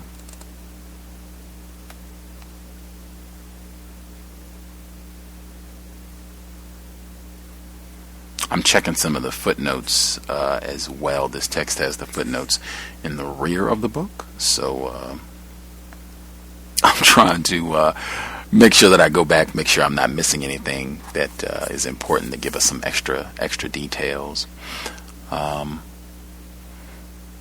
Checking a few of the other things out from the text. Being from an area, Edgefield, and you can check because they have like an online publication, newspaper, so you can get like current information and see what the 2015 white people have to say about Ben Tillman and all of this, since this is getting a lot more attention now. But just to have a whole area that is known for violence, where when white people see a contingent of folks from Edgefield, they start asking like, "Oh, is that going to be?" I mean, that is amazing. And to have that sort of thing tolerated, where nobody is prosecuted, they're going harassing and killing other white people, and oh well, nobody cares. That is amazing on many levels. I think you see us. I think it was Wednesday. We had the program, and people were asking about if you're a black person and you legally own a firearm, unlike Dylann Storm Roofs, but you legally own a firearm, or you have a concealed carry permit, and they were saying, well, I don't know. As a black person under these conditions, I don't necessarily feel safe. I feel as though if someone were to see me with my firearm, they wouldn't think, oh, this person, might be an undercover agent, or at least minimum, this person is a legal registered gun owner, that this is not a problem, that it will be, oh my God, this nigger is going to kill us all. We got to call the police and shoot him dead right now. That's kind of what was being expressed. And you see that same logic in the book this week, the frenzy that was provoked by the black militia, and they were not going out killing white people, harassing folks. I didn't see any of those passages. It seemed like they were just about self-defense and trying to protect and defend black citizens and themselves first and foremost, while all this white aggression where they're upset and this is some sort of unruly mob that needs to be attacked immediately. You see that same mentality coming through in this book from 19th century white folks. I thought that was pretty significant as well. Man, the passage on 74, I feel like I've seen this so many times. Ben Tillman rode with the red shirts throughout the bloody political season of 1876, and by its end, as the white democratic mobilization reached its climax, he had taken command of his own rifle club. 2 months after Hamburg, he played a small part in the worst of the violence. In September, more than 1,000 rifle club men attacked a black militia unit in a swampy area near Ellington in Aiken County, killing at least 30 before a small federal detachment arrived on the scene. The partisans expressed great disappointment that their campaign had been halted so soon. According to a federal officer present, the red shirts cursed the Federals' arrival and said they would have given $500 if we had been an hour late. Tillman led 50 red shirts 30 miles to Ellington, but arrived too late for the slaughter. However, 2 men from his unit were detailed to execute an important prisoner, Black Republican State Senator Simon Coker, who had come to investigate reports of violence. They shot Coker while he was on his knee, knelt in final prayer. As Gary had understood, threats might inspire bravery rather than fear, but bullets demonstrated the attacker's sincerity. The bodies of many of the Ellington victims remained where they fell for days because their friends and families feared to be seen tending to them. I'll stop there, but just again, I'm reminded of Susan Patton and even FBI Director Comey, who had just weeks ago just come out and talked about how racism is a big problem and we got to do better and trying to address all of this. I think it was right after the Starbucks failed campaign, conversation or dialogue on race or whatever silliness they were doing. Now he comes out and he can't even accurately label what happened with Dylann Storm Roof as an act of terrorism. We can't even get the correct name for this. And to hear that these Black people were afraid to even come out and retrieve the bodies, that is the desired effect. You heard that, but that's why I said it. So for me, at least, that's a part of the appeal of a text like this, because you get it in such a raw and unadulterated form. You've got white people like Ben Tillman saying this is the effect that we wanted. We wanted to terrorize the Black people. We wanted any excuse to go and kill as many of them as possible to send a message to the ones who survived that this can happen to you easily. That is terrorism. That's the same thing that they're doing right now. I think that's, in my opinion, it's the same reason that they continue to show all of this footage from Eric Garner and Tamir Rice, and you just keep piling it up. That's why they keep showing all this footage. That to just hammer home that message. You as a Black person, your life means nothing. This could happen to you any moment, anywhere. Doesn't matter. That's what white terrorism means. I think that's a big part of it to send that same sort of signal, psychological trauma. Anyone? Any other observations they want to make sure we get in? Any other comments?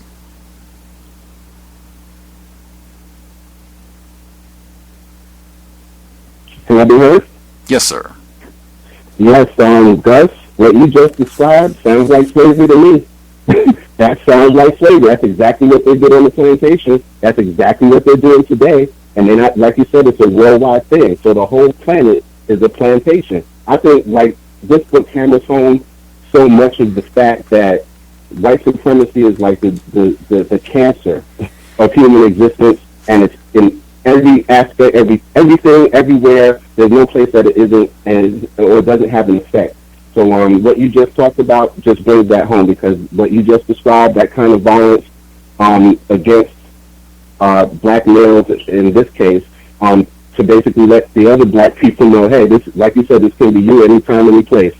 And I'll mute my line at that. But but I think that you're absolutely right. Thank you.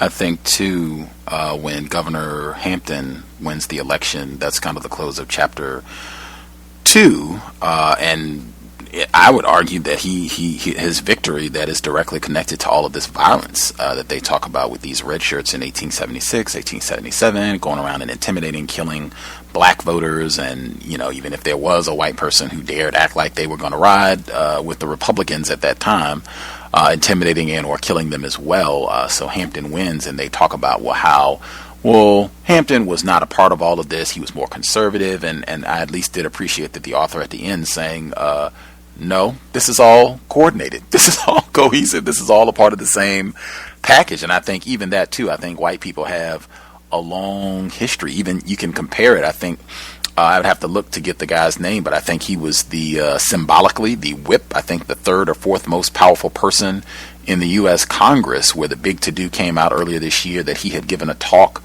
to some white supremacist type organization, something similar to one of the groups that influenced Dylann Roof, even though I don't think it was the same one, but something along similar lines, that he had come out and done all this, and they didn't punish him either, just like Ben Tillman in the gang. No punishment, no nothing. He kept his post and continuing on.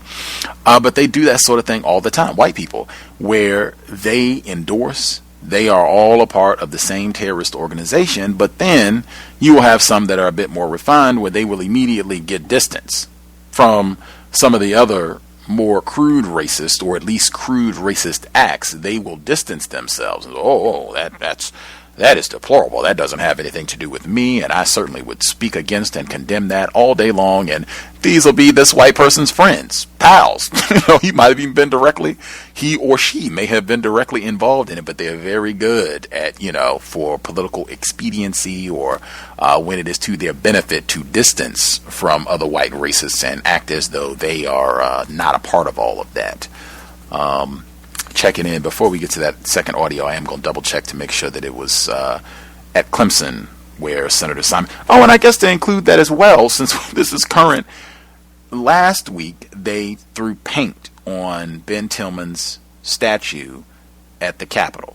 That's where they took the Confederate flag down today, a few hours ago. This Ben Tillman statue is still there, but since it was vandalized last week, and they had the different incidents of vandalism at Clemson and Winthrop, they have armed security at the statue now.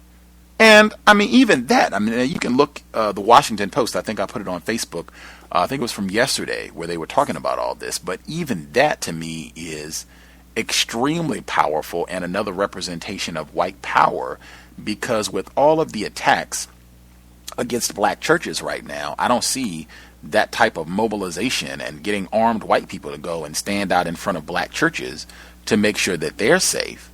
But this statue of a white man that's been dead almost 100 years, who was a proud, unapologetic terrorist, he has his statue guarded to make sure that no one could possibly throw paint on it or otherwise disrespect a South Carolina native. It was just amazing. It was so powerful seeing that they actually had armed. And I don't know if this is an everyday detail, if this is something that, they have a timetable on, but they had photographs, and it was more than one armed person there to protect and defend and make sure that anything didn't go down.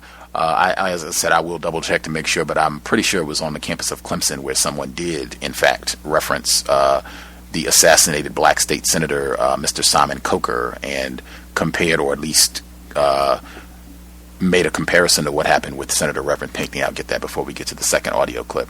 Anybody else have anything else? Any other comments stood out that you wanted to make sure you get in?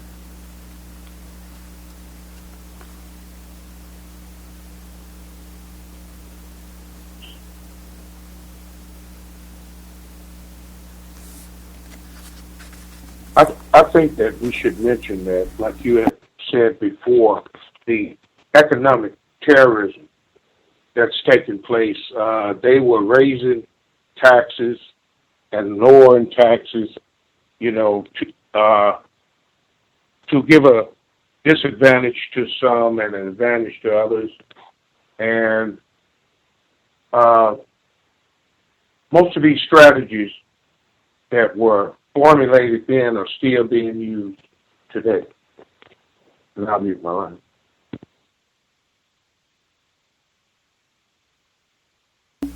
Absolutely. That's something I would encourage folks to keep in mind as we are reading this text, that yes, this is about things that happened late 1800s, 150 years ago or so, but I absolutely think that this white mentality is absolutely still in effect today. And just as I said, to make sure I'm clear, I was indeed correct that was on the campus of Clemson a couple days ago, that they did reference State Senator Coker. The report, I'm unfortunately reading this from Huffington Post, and I absolutely hate them, and I try to avoid reference or citing anything on their site, but I picked it this time. It reads, prominent building on Clemson University's campus in South Carolina, named for a racist 19th century politician named Ben Tillman, was vandalized Monday. Spray paint discovered on Monday at Tillman Hall says Tillman was a violent racist. Tillman, who is South Carolina governor and U.S. senator, was racist and openly advocated for killing black men. He proudly boasted about a militia he was involved with, having executed State Senator Simon Coker, a black Republican, in 1876. Another spray-painted message found on Tillman's hall this week said, "R.I.P. Senator Coker. Students and faculty have long called for Clemson to rename the building. Some professors renewed their efforts last week following the June killing of 9 at an historically black church in Charleston."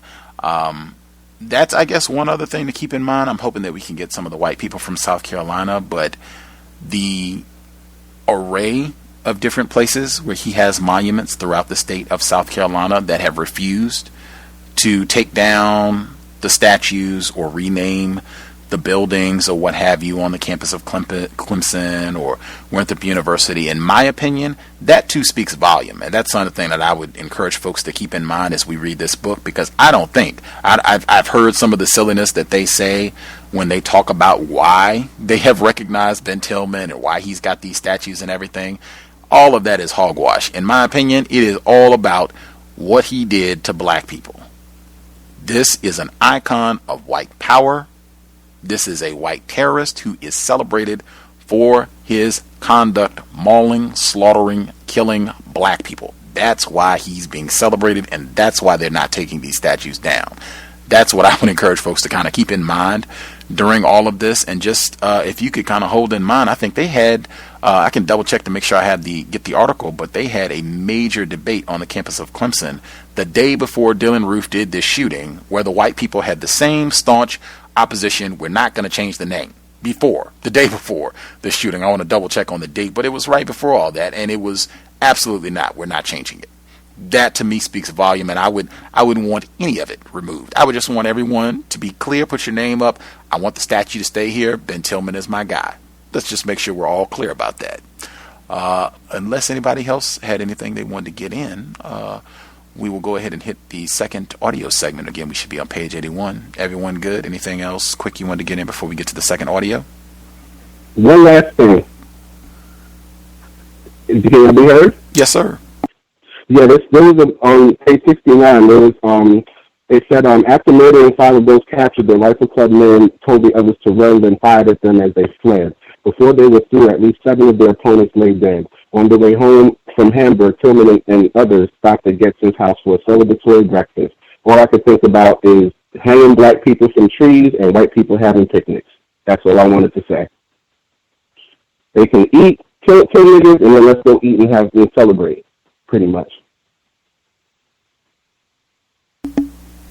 Just like his spiritual ancestor, Dylann Roof, went to Burger King after his brutalization of the folks at the Emanuel A.M.E. In that same passage, too, I thought it was supremely important, because I think this part of South Carolina is mildly close to, I guess all of it is relatively close to Georgia, but I think this area is pretty close to the border where Georgia is, where apparently they had got help. Another symbol of white supremacy, where white people, they network, they work together. This is a global team to dominate and abuse, terrorize black people. So they get their white help from Georgia. And when the part that you're just talking about, where I guess they have captured some of these black people, and they said, well, maybe you should let some of them go. And the whites in Georgia are so outraged that they say, my God, if you do any such thing, do not ever call on us again for help if you are going to let some of these niggers go. In my opinion, that too. The pathology of whites is amazing. Amazing. And just the fact that there's so many different examples of white people being able to rally white people from all over the country to come in at the drop of a dime to kill black people. That happened during Hurricane Katrina. That happened during, I'm trying to think of so many different, that happened 1919, Cameron McWhirter's book, where he talks about the series of white mob violence against black people, where consistently they were calling white people in from all over to come in and brawl, fight, kill other black people. This happened during the Little Rock 9 situation in Arkansas, where white people came from all over. About 9 black children going to school. This is a standard operating procedure for white people. They see their race, their racial cause in terrorizing black people. Anything that happens anywhere on the planet concerns me as a white person, and I need to be involved. We will stop there. I assume folks are good. If you had something else you wanted to get in, just make a note, and we will include it during the second half. After the second audio clip finishes. You should have ample time to share. We're on chapter 3, page 81, Ben Tillman and the Reconstruction of White Supremacy. I hope it is constructive. We will get started. We'll be right back. The cows. In the early 1880s, preoccupied with the sparring between large landowners and mercantile capitalists, the men who ran Democratic Party clubs and conventions almost overreached. At the instigation of local landholders like Ben Tillman, the legislature altered the state's range laws in ways that provoked heated opposition from some poor men. Simultaneously, they passed restrictive new election laws that threatened the suffrage rights not only of black men, but also of already fearful and disgruntled white men. Disaffection with the Redeemers grew so great that some white men began to articulate a producerist critique of the new political economic order and forge a political coalition with the bloodied but still substantial group of black voters. If these voters could transcend their bitter history, they might bring a redemption of a very different kind. Some efforts faced formidable obstacles. Most white men, even those attempting to forge a biracial coalition, continued to understand political and economic independence in terms of white patriarchal authority. Those who moved toward a more expansive conception of male independence did not have time to make their case, for they fell victim to the same forces that had destroyed Reconstruction. Red shirts like Tillman might have helped create the crisis, but they also did their best to see the party through it, riding against the leaders of the biracial coalition and vanquishing the movement at the hustings and the polls. But all was not well. The new insurgents' calls for reform could not be permanently addressed by the red shirt slogan, white supremacy. White Democrats could employ violence to limit the parameters of reform, but they would have to follow up that victory with more than slogans and shotguns. If they did not seem to offer any hope of relief to the state's white farming men, it would be only a matter of time before they had to go to war again. Ben Tillman's Reconstruction. Despite Reconstruction's radical misrule, Tillman had done well during the 1870s, becoming his township's most substantial landowner. He began the decade with more than 400 acres of land, bought more land in the early 1870s, and inherited 170 acres in 1878 after his mother's death. By 1885, Tillman owned 2,200 acres in several parcels, employed enough laborers to run 30 plows, and raised both beef cattle and dairy cows. He was one of postbellum agriculture's success stories. It was an unpretentious form of prosperity, however. The autobiography of Samuel L. Morris, Edgefield's Presbyterian minister in the years after Reconstruction, provides a rare glimpse of Tillman in the early 1880s. Morris found Tillman both an uncouth figure who used shocking profanity and the smartest man I had ever known, who gleefully quoted from the classics. He described Tillman's tremendous head covered with bushy hair which hung down to his shoulders. The old family home, known as Chester, had apparently burned, and the Tillmans were living in a 3-room tenant house in whose front yard his horses, cows, and pigs enjoyed social equality. Morris was unable to induce Tillman to join his church, although Tillman attended services and led the singing as his wife played the organ.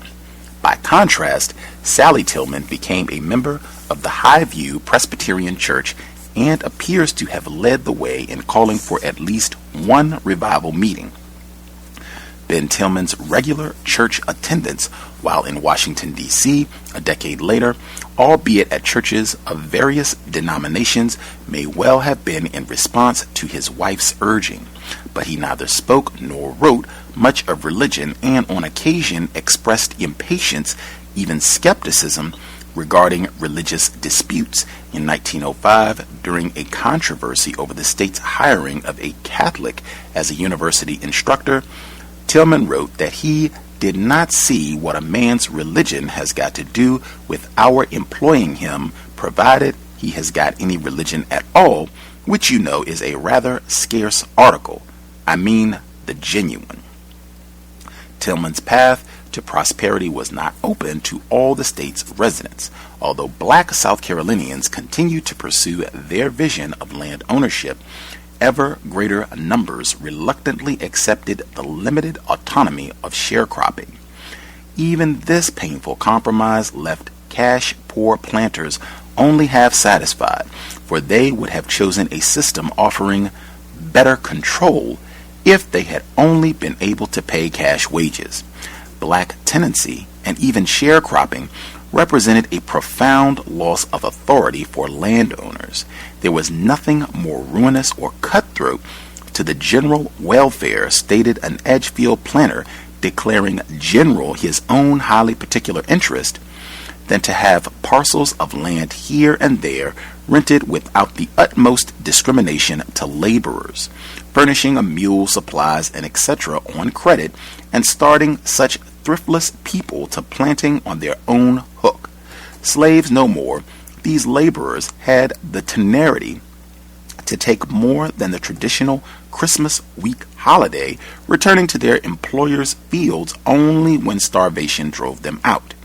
In these struggles, Tillman had advantages, of which other men merely dreamed. Just as his mother had preserved enough liquidity to purchase land in Florida, Tillman could pay cash wages to many, or perhaps even most of his workers. In Tillman's expansive dominion, there were few black tenants or sharecroppers. Unsurprisingly, the forms of landowner control remained strikingly familiar. During the 1880s and 1890s, Tillman's son recalled the family lands were worked by several gangs of black laborers supervised by a black foreman. Tillman, the boss, rode on horseback through his fields, directing the blacks in what to do and how to do it, or, in a less genteel formulation, driving the slovenly Negroes to their work. Tillman seems to have offered a few families, perhaps especially those working lands not contiguous with his home plantation, other arrangements. Labor control remained a collective as well as an individual responsibility, although the legal status of the laborers had changed. The Beach Island farmers still met during the 1880s and 1890s, but now they discussed wages more than whippings. Members tried to come to mutual agreements as to the wages to be paid for a certain kind of work, not to be violated under any circumstances. By colluding with one another in this way, they might well have held down the cost of labor. But here, landowners' individual and collective interests diverged. When the labor market grew tight, as it often did during crucial weeks of the growing season, the temptation to break the local wage ceiling was often too great to resist. Advocates of employer collusion complained that others resorted to what might be termed underhand methods at the commencement of the year or at seasons when all are pushed to extremities to have certain farm work done. Even landowners like Tillman, who identified himself as an agricultural reformer, understood that plantation agriculture required a pragmatic approach to the labor market. In a memorandum about farm work, Tillman instructed his wife to have his sons hire hands at any price they may cost, but without letting anyone know it so as to cause a row in the neighborhood. Planters continued to work together to restrict black people's movements and activities. A generation earlier, a black person's body and will were presumed to be subordinate to those of any white man. Any black man and woman who were suspected of criminal activity could be stopped and questioned by any white man.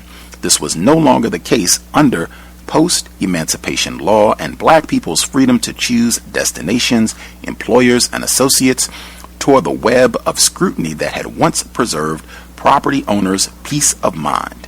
In response, employers took both legal and vigilante actions against freed people and traders who trafficked in stolen cotton. They also weakened Reconstruction-era laws intended to safeguard laborers' interests.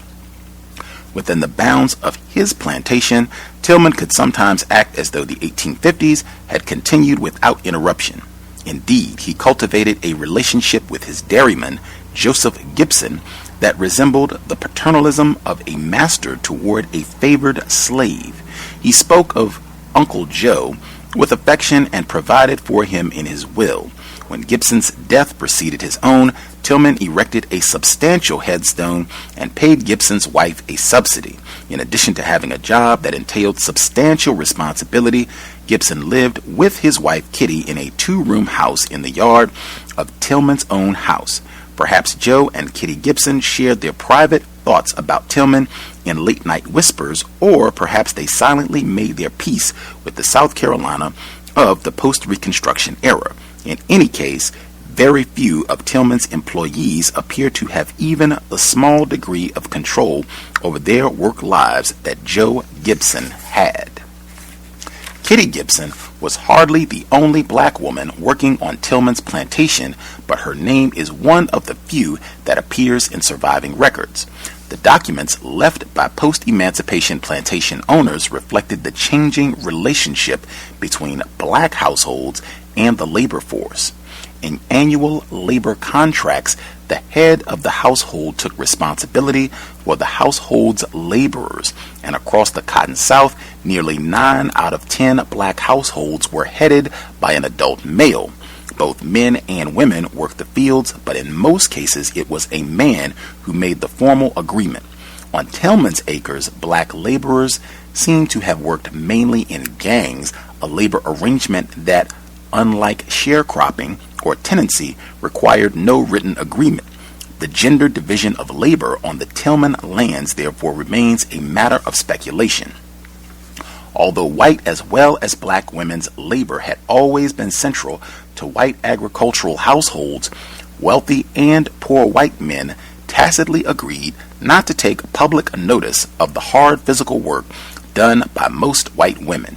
The dependence of poor and middling white households on the labor of every adult could seem to undermine the independence of the men who formerly governed the households. But from small farms to large plantations, the hardships of the Civil War played havoc with such expectations. White women's labor became not only visible but also crucial to the conduct of the Confederate War. Women of the slave-holding class had taken on new, previously inappropriate managerial responsibilities. By the 1880s, these one-time emergency measures had become more or less openly acknowledged elements of postbellum plantation life. Many, although hardly all, white men and women began to recognize white women's physical labor as essential and even honorable. By the mid-1880s, in fact, these daily realities led Tillman to metaphorically exalt these white farm women not as delicate ladies, but as our sun-browned goddess. Tillman's own success as a planter depended a great deal on one such woman. From their courtship in the 1860s through Tillman's final illness in the 1910s, including the births of 7 children and the early deaths of 2, Ben and Sally Tillman were devoted familial and agricultural partners. Tillman adored his wife and wrote her teasingly passionate letters. I had all the bed and all the pillow last night, and I rolled all over it many times looking for my somebody. He flirted after more than 30 years of marriage, but he never put her on a pedestal. He could not afford to, for Sally Tillman had serious responsibilities on the plantation. The two were not formally equal. Sally could not vote, and the Redeemer legislature had weakened laws giving married women rights of property and contract. Unlike most black and white farm women, Sally did not actually tend the crops with her own hands, but she did take on responsibilities unfamiliar to wealthy white women of a generation earlier. She ran the plantation in Ben's absence, and even his love letters frequently doubled as memoranda to his acting plantation manager. When her husband was away, Sally signed checks with his name, and with a young son sitting behind her, she rode horseback through the family's fields, guiding the business. Other families' businesses did not go nearly so well in the 1880s. African Americans remained the poorest group in the state, and by 1880, Edgefield's whites controlled nearly all the wealth in the county. Indeed, over the previous decade, the total wealth of black residents of the county had actually declined. But few white men enjoyed Tillman's level of prosperity, and large numbers of white male household heads found themselves at least periodically without land to call their own. Preoccupied with regaining control over black South Carolinians as an agricultural labor force, the state's new leaders paid little attention to white poverty. But even when they did, they found that the postbellum agricultural economy presented apparently intractable dilemmas. Stripped of slave wealth and labor, postbellum landowners had to offer lenders something else as collateral. Renters and sharecroppers, too, lacked a ready basis for the extension of credit for food and supplies. Local merchants had access to supplies, but they hesitated to extend credit to people who might not be able to make good on their obligations. So before they would advance supplies to credit-hungry farmers, these merchants set two conditions. They insisted first that the farmers plant cotton, for which there would always be a market, and second, that the farmers give the merchants a lien on their crops. The farmers got their supplies and the merchants got their promise of repayment. But the crop lien subjected debtors to everything from the whims of local merchants' interests to the cycles of international cotton economy. As the price of cotton went into a long decline, laborers, renters, and even landowners found themselves unable to pay off their obligations at the end of the season. Many found themselves falling even further into debt to the merchants, unable to extricate themselves from the cycle of cotton, credit, and crop lien. Hostility to merchants grew, not only among debt-ridden tenants and small householders, but also among wealthy landowners who frequently required merchant capital in order to furnish their laborers with supplies. Of course, no clear line existed between merchant and planter capital. Many planters and professionals, once almost entirely invested in land and slaves, provided unprecedented resources for new towns, mills, and railroads. But planting and mercantile interests could easily come into conflict, for merchant credit undercut landlords' control and allowed more freed people to farm on their own. As a white political activist complained, every freedman in the land can pretend to run a farm, and the control of the land and labor passes out of the hands of the owners. Some agricultural reformers blamed white farmers for their predicament. As early as 1869, the rural Carolinian had called for a diversified agriculture, a refrain that agricultural intellectuals had been singing since the antebellum era. The practice of acquiring credit by producing cotton left farmers bound hand and foot to the merciless commission merchant or middleman, dependent for every pound of food for man and beast. Economic dependence stripped farmers of the autonomy that made the men worthy of citizenship. Forced to give liens on their crops, they became simply overseers for the commission men and had to do as they dictated in order to receive supplies. Submission to another's dictation was hardly the independence of a true farmer. Such men, critics implied, were no better than black laborers. Planters complained constantly about the lien system and sought its radical change or abolition. But legislative efforts to abolish the system revealed that the alternative was economic paralysis. Without the crop lien or an alternative source of agricultural credit, the economy would come to a standstill.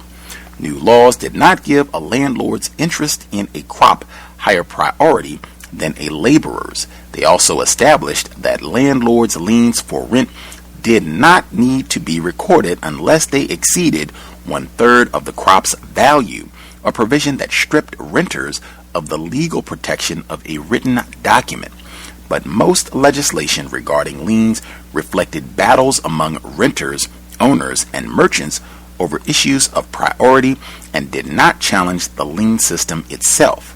Gradually, some came to accept the system as a necessary evil, or even, as the Charleston News and Courier put it, the salvation of many of the poorer white farmers who otherwise would not be able to get the credit necessary to plant. The same wealth that enabled Tillman to pay his laborers in cash and work them in gangs rather than allow them the autonomy of cultivating household plots insulated him from this kind of dependence on merchant credit. Free to plant what he chose, Tillman diversified his farming, experimenting with hogs, grapes, and dairy products.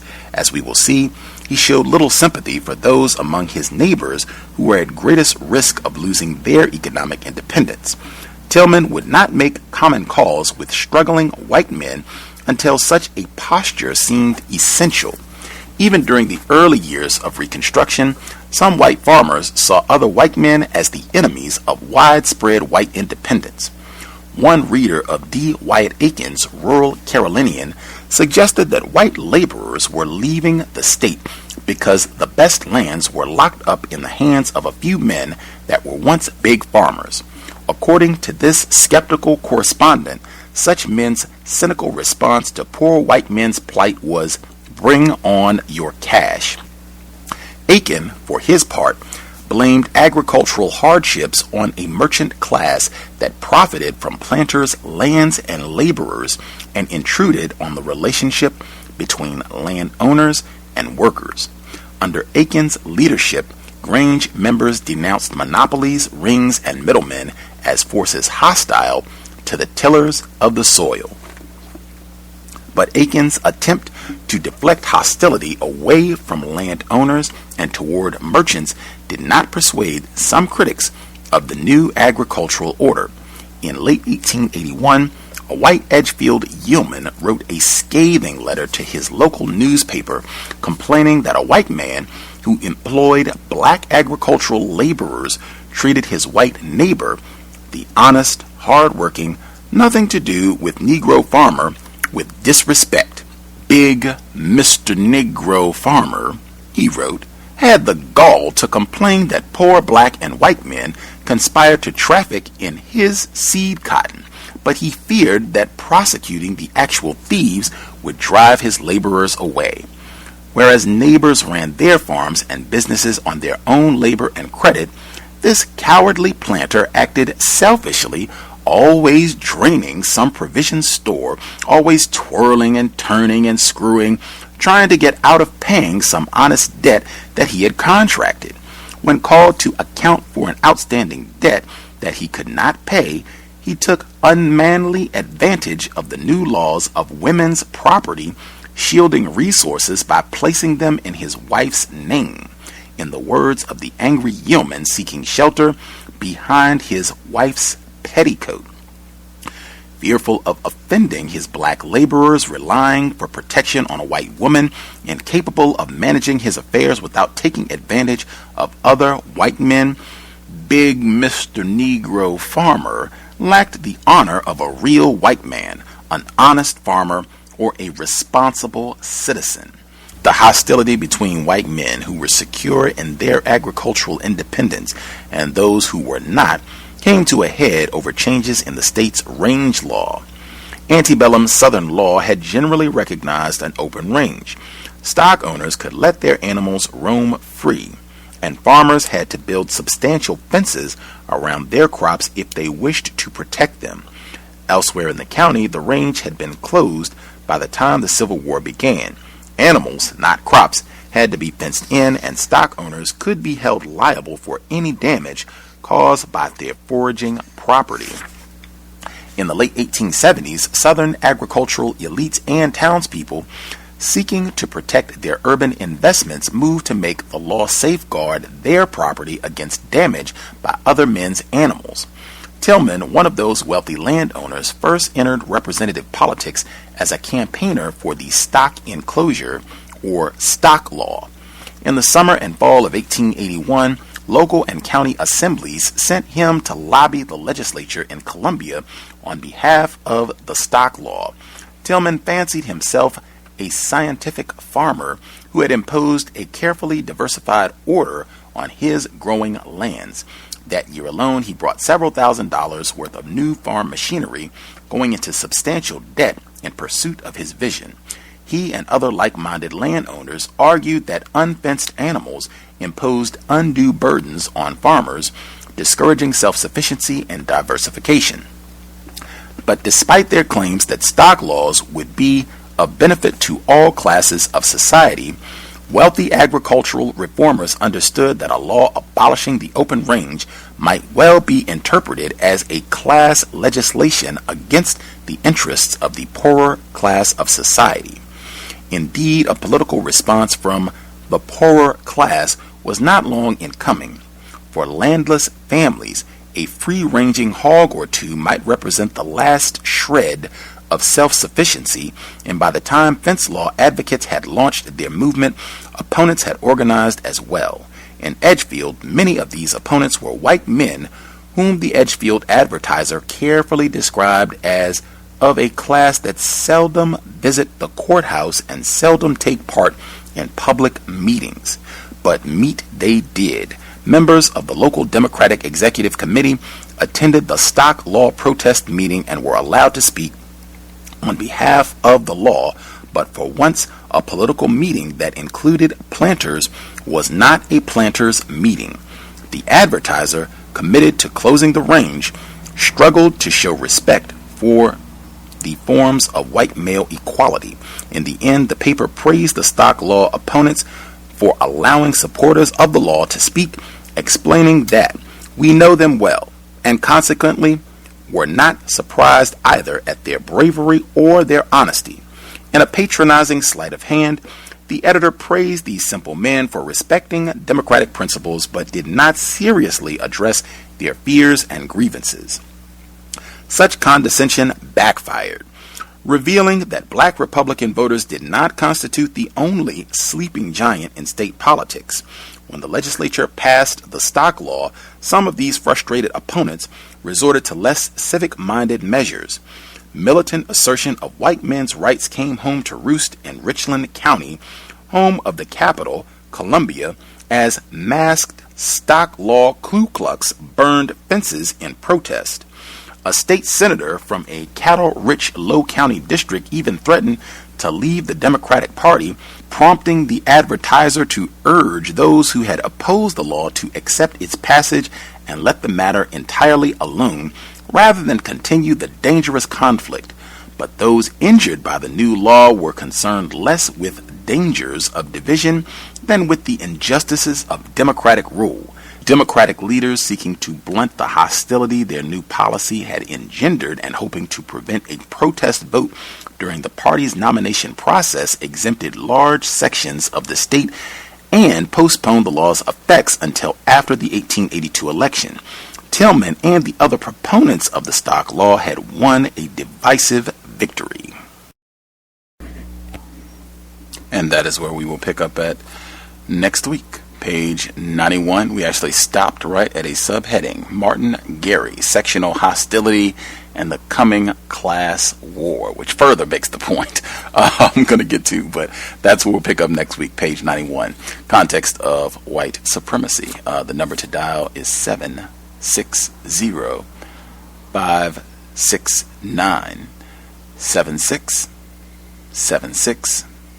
The code is 564-943 pound. Press star 6 if you would like to participate.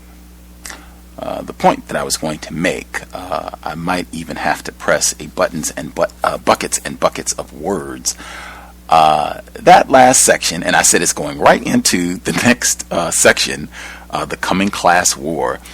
It's been my experience that white people will go through Herculean effort. They will demonstrate Herculean effort to insist that it's not just racism, classism. White people are poor and hurting too. And many non-white people endorse this same idea, I think because white people have insisted that it's so. But many non-white people, I think Charles Cobb, he was on the program, he wrote that this nonviolent stuff will get you killed, about black people in armed self-defense.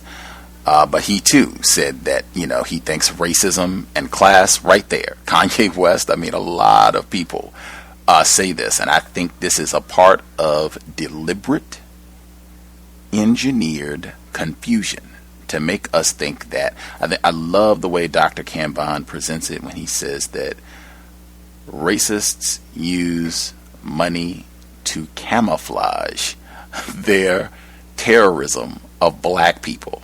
He said that really, if you pay attention, many of the things that are economically, that are lucrative, like businesses and enterprises, the things that make a lot of money, at their core, they promote racism, white supremacy. If you want to make a lot of money, abuse black people.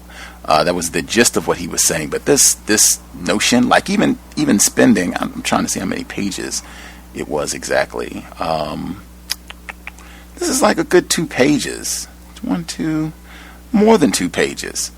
Of this white people, basically racists, feuding about a fence. Now really.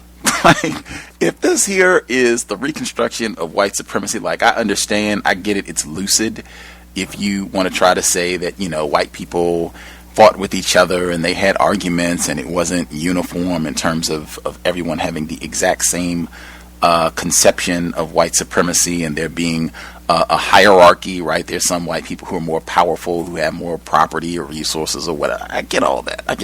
But that, in my opinion, that way distracts from the main point that whatever disputes we have about fence laws or anything else really is a way distant second. We might get upset. I might have to come and burn your fence or steal your home, whatever. But that is way down the line about the nigger problem. That seems to be, there is uniformity there. It seems like you do not have a whole lot of white people who are saying, well, wait a minute, I don't know about this white supremacy thing. This doesn't it doesn't seem like it's a whole lot of white people saying that. It seems like you have at least agreement on that one thing.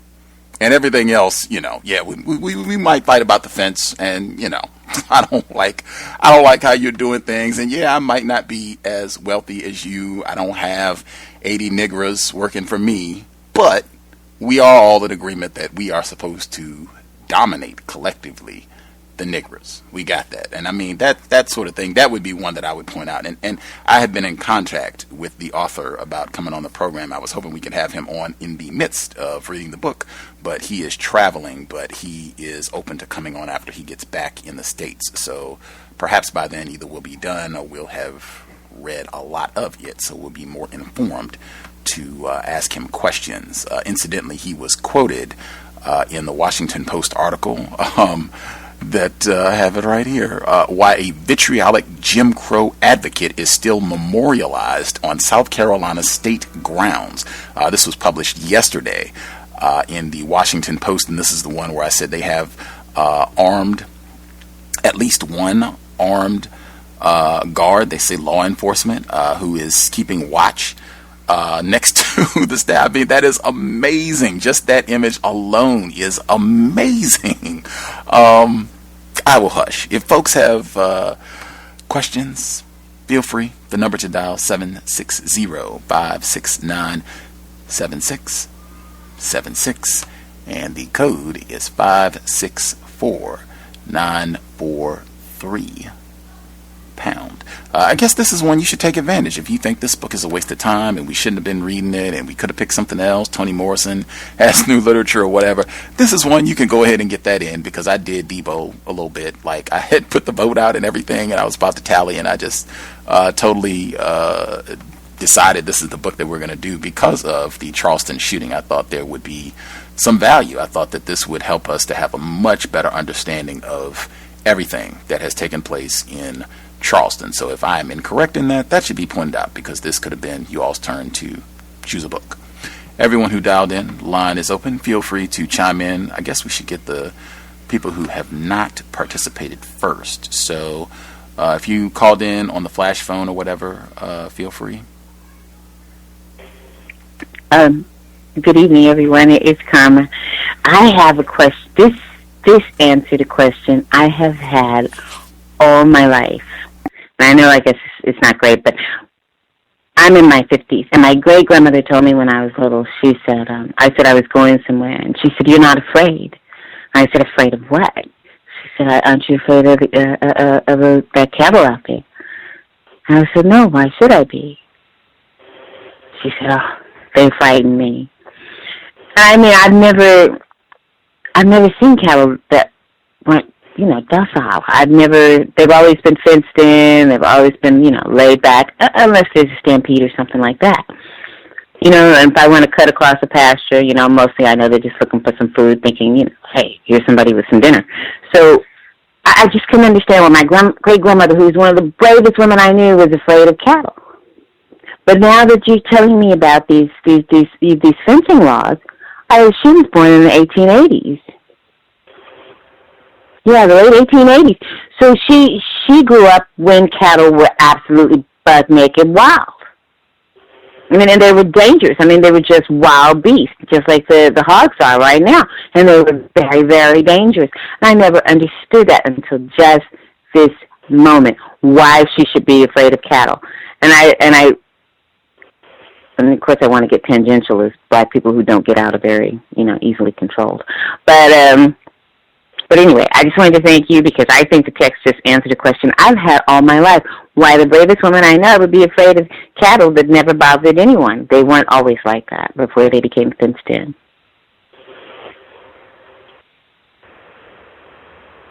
Right on. Questions and answers. The other folk who chimed in with a hand up, you should all be with us. If you are listening and you think you might have a question or commentary, I guess, from what you've heard thus far, go ahead and get your hand up. Please don't wait until the last minute. Thank you kindly. Everyone, feel free.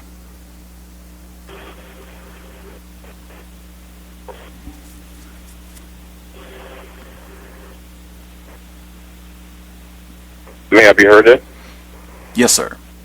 I don't know if somebody I chimed in earlier, so if somebody else hasn't spoken, please. I can wait in line here.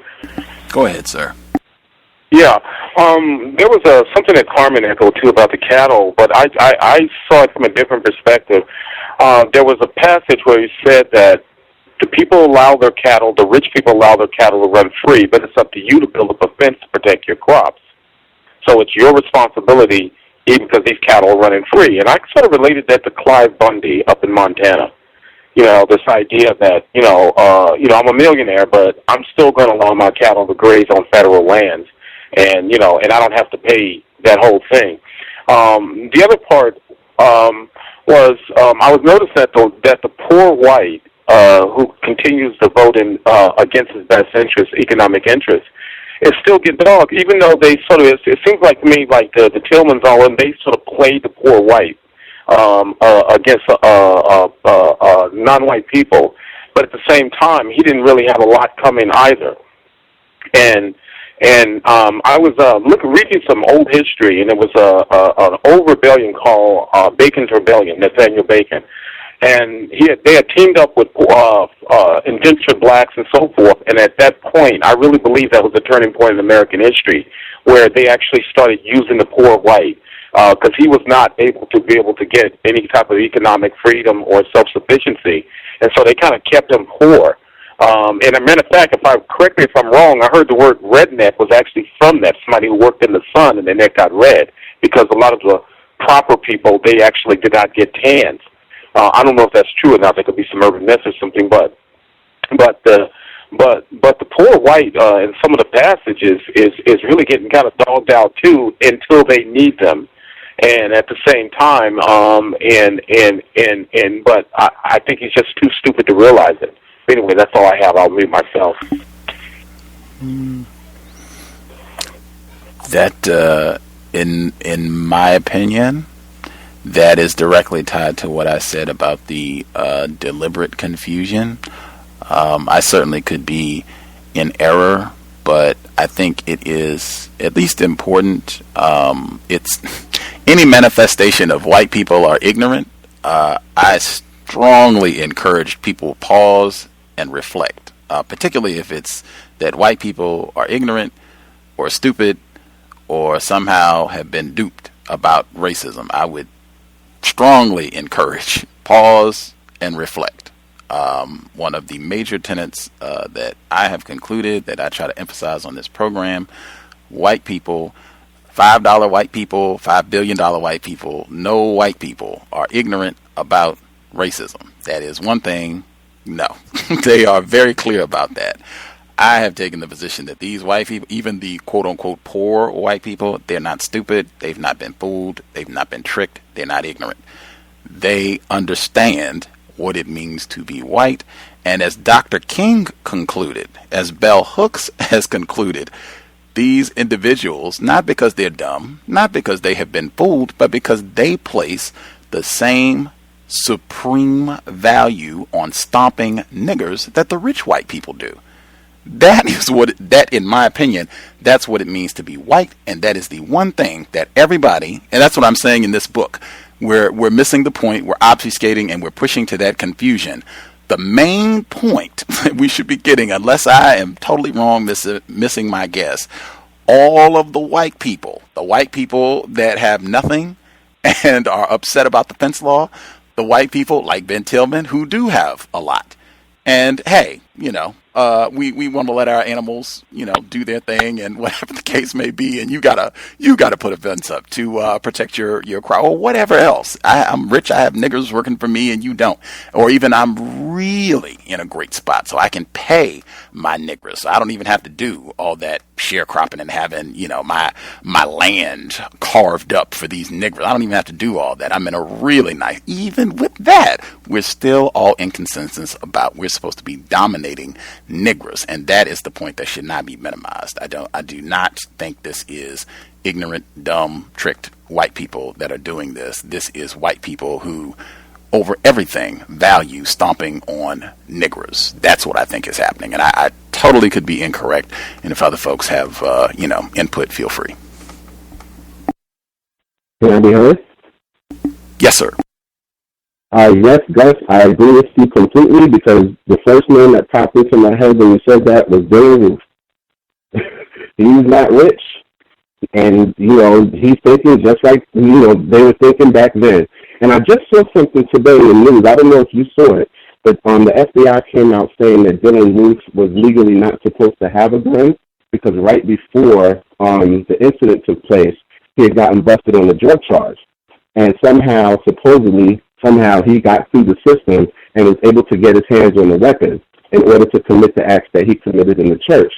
And I've actually sent you the article to your email address because I looked at it and I said, well, when black people that have criminal records get their hands on illegal guns, they're only able to do it through straw purchases, and that's when somebody else that's legally able to purchase a gun will purchase a gun on the behalf of a criminal.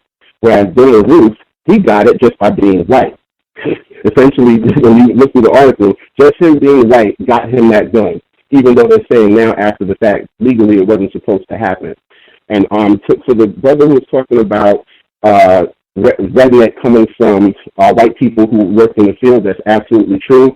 I researched that like a long time ago. Back then, to have pale skin was considered a sign of aristocracy, which meant that you did not have to work in the field. You would have, the low-class whites work in the field, and that's where they got that redneck from. Whereas in today's day and age, it's the opposite.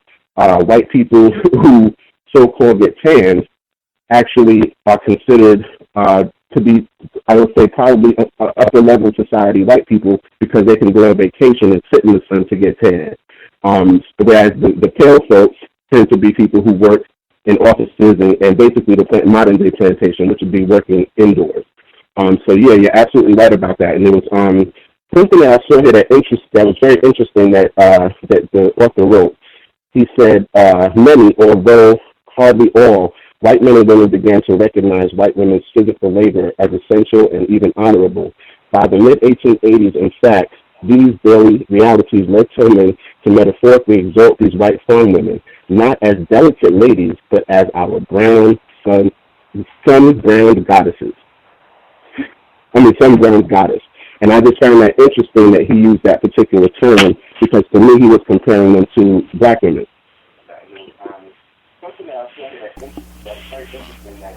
I agree. Oh, I can hear if you have the program on.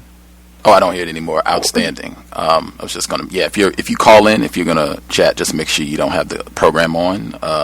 If you're gonna talk, if you put your hand up, because it'll just bring distortion. I did just want to say quickly about the Dylann Roof and because it is kind of tangenty, but just the power of white people, or I guess if I was going to contrast it to the treatment of the black people in the book, the black militia who had guns for self-defense and how they went to disarm them to symbolically castrate them.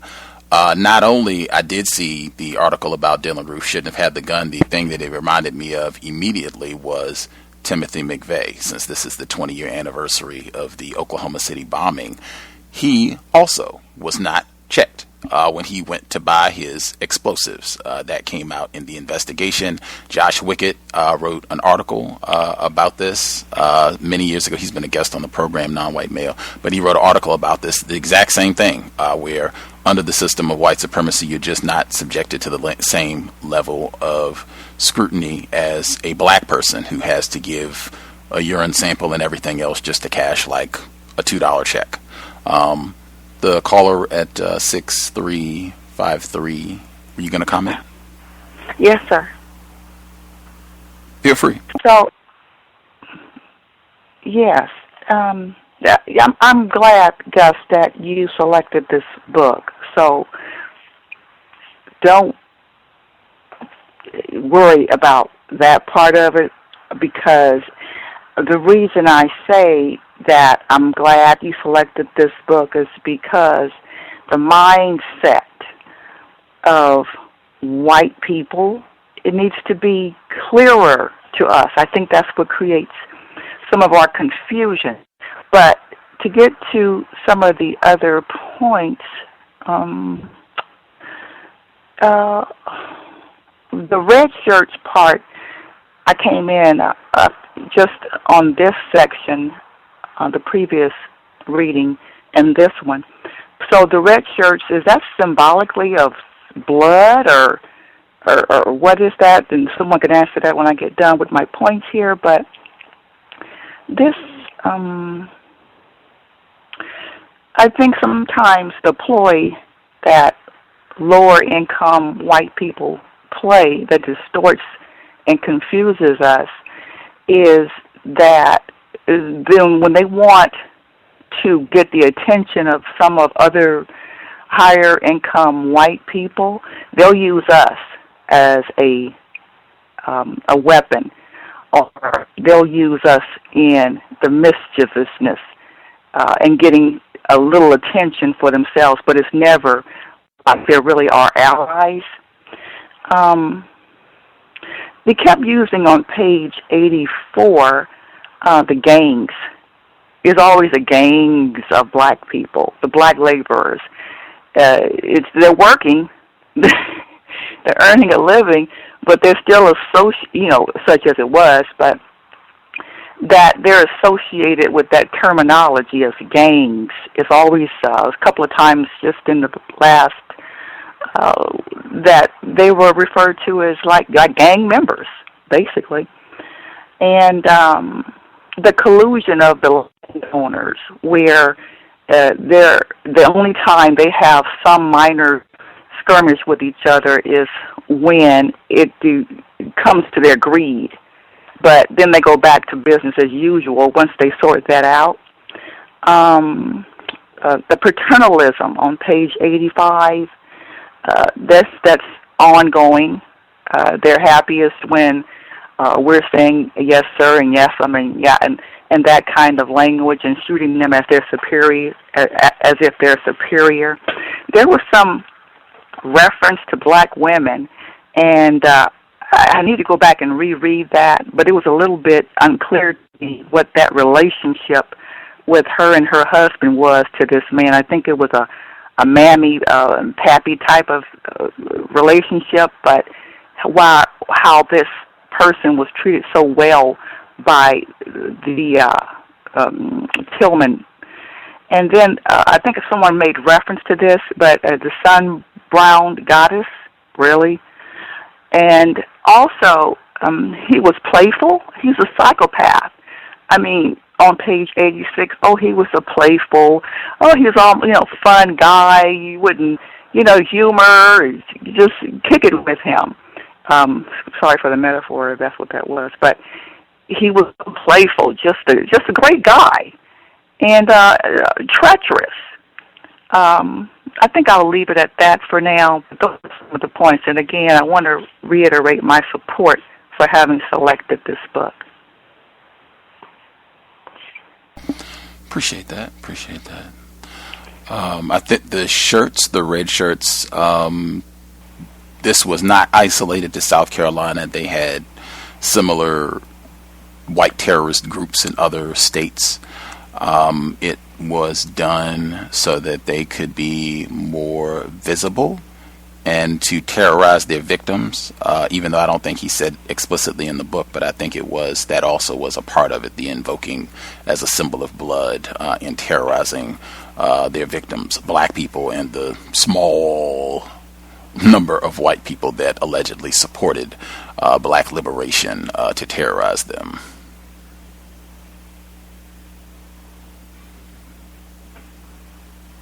May I be heard? Yes, sir. Okay, to piggyback off of the last caller, I believe the part where it said on page 86, although white as well as black women's labor had always been central to white agricultural household, wealthy and poor white men tacitly agreed not to take public notice to the hard physical work done by most white women. And, I guess that is sort of confusing. I looked at it like they lie so well that they're even lying to themselves. But another thing I found interesting was in the book they have these counties divided up, and the names of these counties, are representative of a lot of them racist, former racist before. But now Tillman and the rest of these planners will come up with this lean system where they would make everything at their advantage and then take advantage of the poor sharecroppers or any laborers underneath them. And then when cotton prices went down or it wasn't that favorable, they would be the ones, the lowest one on the totem pole would be the one suffering the most. And then the book would speak about, Mr. Negro farmer who wouldn't meet his obligations and this and that. When the system was not set up for him to meet those obligations in the first place. And planters continue to work together to restrict black people's movement and activities. A generation earlier, a black person's body and will was presumed to be subordinate to those of any white man, and black men and women who were suspected of criminal activity could be stopped and questioned by any white man. So basically, they were just setting up the same system, the slave system, like it was before. And one other thing I wanted to point out,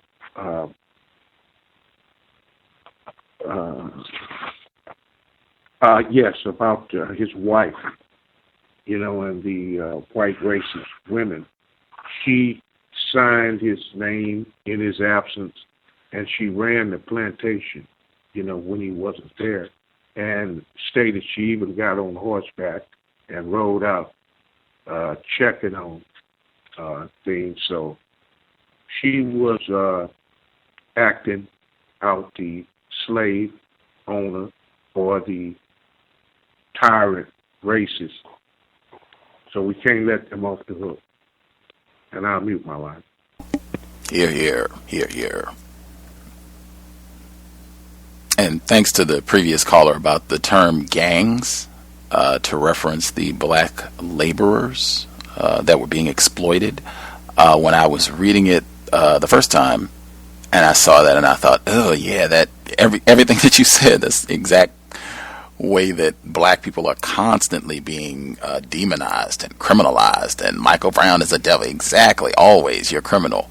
And then I thought, well, they do, they did, that's what they called them, work gangs and blah, blah, blah. And I was kind of thinking, well, I was trying to rationalize his racist writing in this. And if I had just thought, would I write that ever about any group? Would it be a gang? And I was just like, no, I would not refer to a group of black people as a gang. It's just because they're working on a farm, like, absolutely not. Exploited laborers would be the most accurate term, in my opinion. So thanks for that. Uncle Joe, I thought that was pretty important as well. I think even that section right there might even qualify as another for the author practice. I have to look at it again. I wish there were more detail about what made Uncle Joe so special, where he actually got a residence in the Tillman yard, and I guess some sort of financial package compensation to his wife when he passed. I'm trying to pick out where that is really quick. Uncle Joe. Yeah, and I thought a lot of the inclusion of the love letters and him like fawning over his like that too. Like, I mean, I guess I could kind of see, like, it's easier for me to justify that than the gang thing. Like, I can see if you're saying that you're trying to make sure that you have the total picture about, who this person was and this information is available. But I mean, to me, that seems like standard operating procedure. If it's a white person, well, they weren't just a racist, these great love letters he wrote, like, this guy's, anyway, let's see, this is bottom of 85. Thank you kindly. I don't know why I'm struggling to find it. Yes. Okay, so he says, within the bounds of his plantation, Tillman could sometimes act as though the 1850s had continued without interruption, because they hadn't.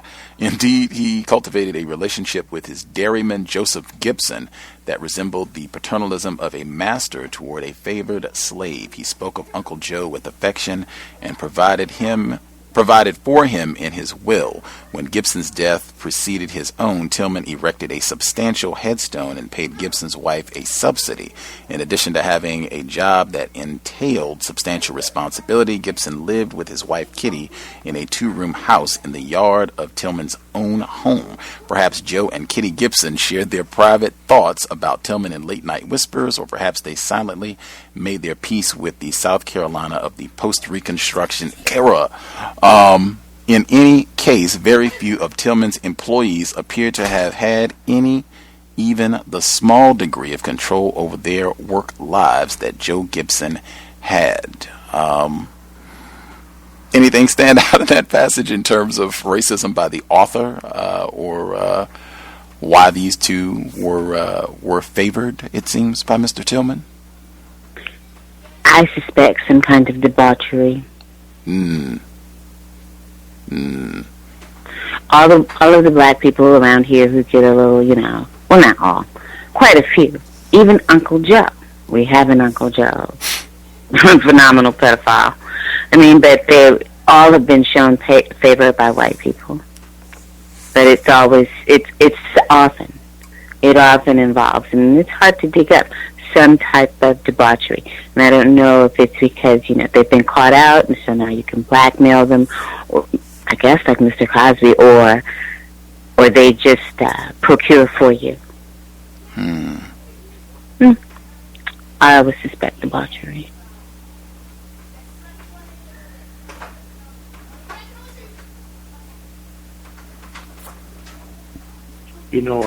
I've seen that theme before, because at the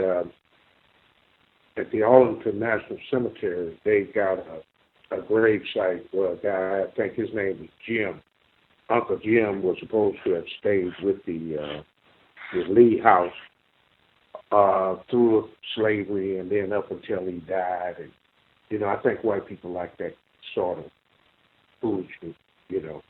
This guy spent his entire life within the boundary of the Arlington Cemetery, and then they make a fuss about it, about how faithful he was. And so this Uncle Joe, and it looked like all he did was bought him a headstone and then gave a little subsidy to his wife after he died. And the guy probably ran all of his affairs. So,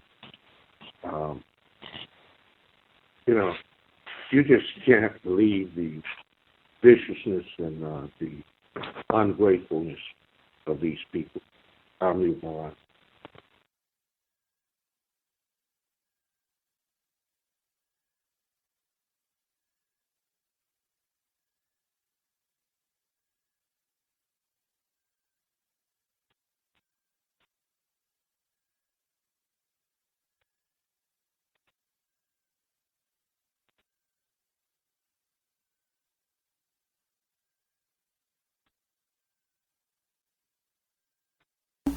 Any other thoughts, comments?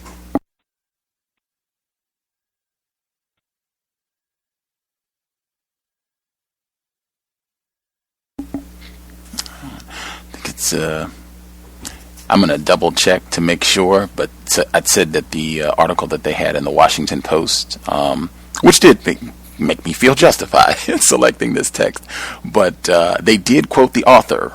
They talked to the author, Stephen Kantrowitz, right? They quoted him liberally throughout this pretty chunky report. I don't think they put the title of his book in here, which is significant. And they got big, gigantic pieces where they just talked out quote from him and, let him run it down. But I don't think they put the title of his book in here, which is significant. Might means that they totally omitted the term white supremacy from the article, which is significant as well. Oh, okay, they do reference him as a white supremacist, but they do not have the title of the book in there. Anywho, everybody satisfied? Oh, and they did note that he was censored, Governor Tillman. He was once censored for his role in a Senate fistfight. The man that they will not remove his statue from Clemson, Winthrop, and the state capitol. I thought that was interesting as well. Anyway. Anything else? Everybody good? Can I be heard? Yes, sir. I wanted to say I agree with the sister who was speaking not too long ago. The moment you discussed the importance or the significance of their relationship, the first thing I thought was a sexual or some sort of sexual inclination with them too. And lastly, I thought about the red shirts, and it just made me think about the Bloods, the gang of Bloods, and just how we don't even realize how we do things from the past, and they kind of resurrect in how we live our lives today under the system of white supremacy. Just the way that they use red shirts, to symbolize their gang, and I'm pretty sure it probably has that symbolic meaning of shedding blood too. But I just kind of thought about that, and I'll meet my line there. Thank you. Good point. Good point. We do emulate a lot of racist behavior. And the sinister, that's why I think I said that right after the first audio segment, the chilling aspect of many of these portions of the text where they waited they didn't want to tip anybody off to their terrorist activity, so they didn't get into costume until the last minute. Like, that is incredible. Anyway, folks, everybody good? Content?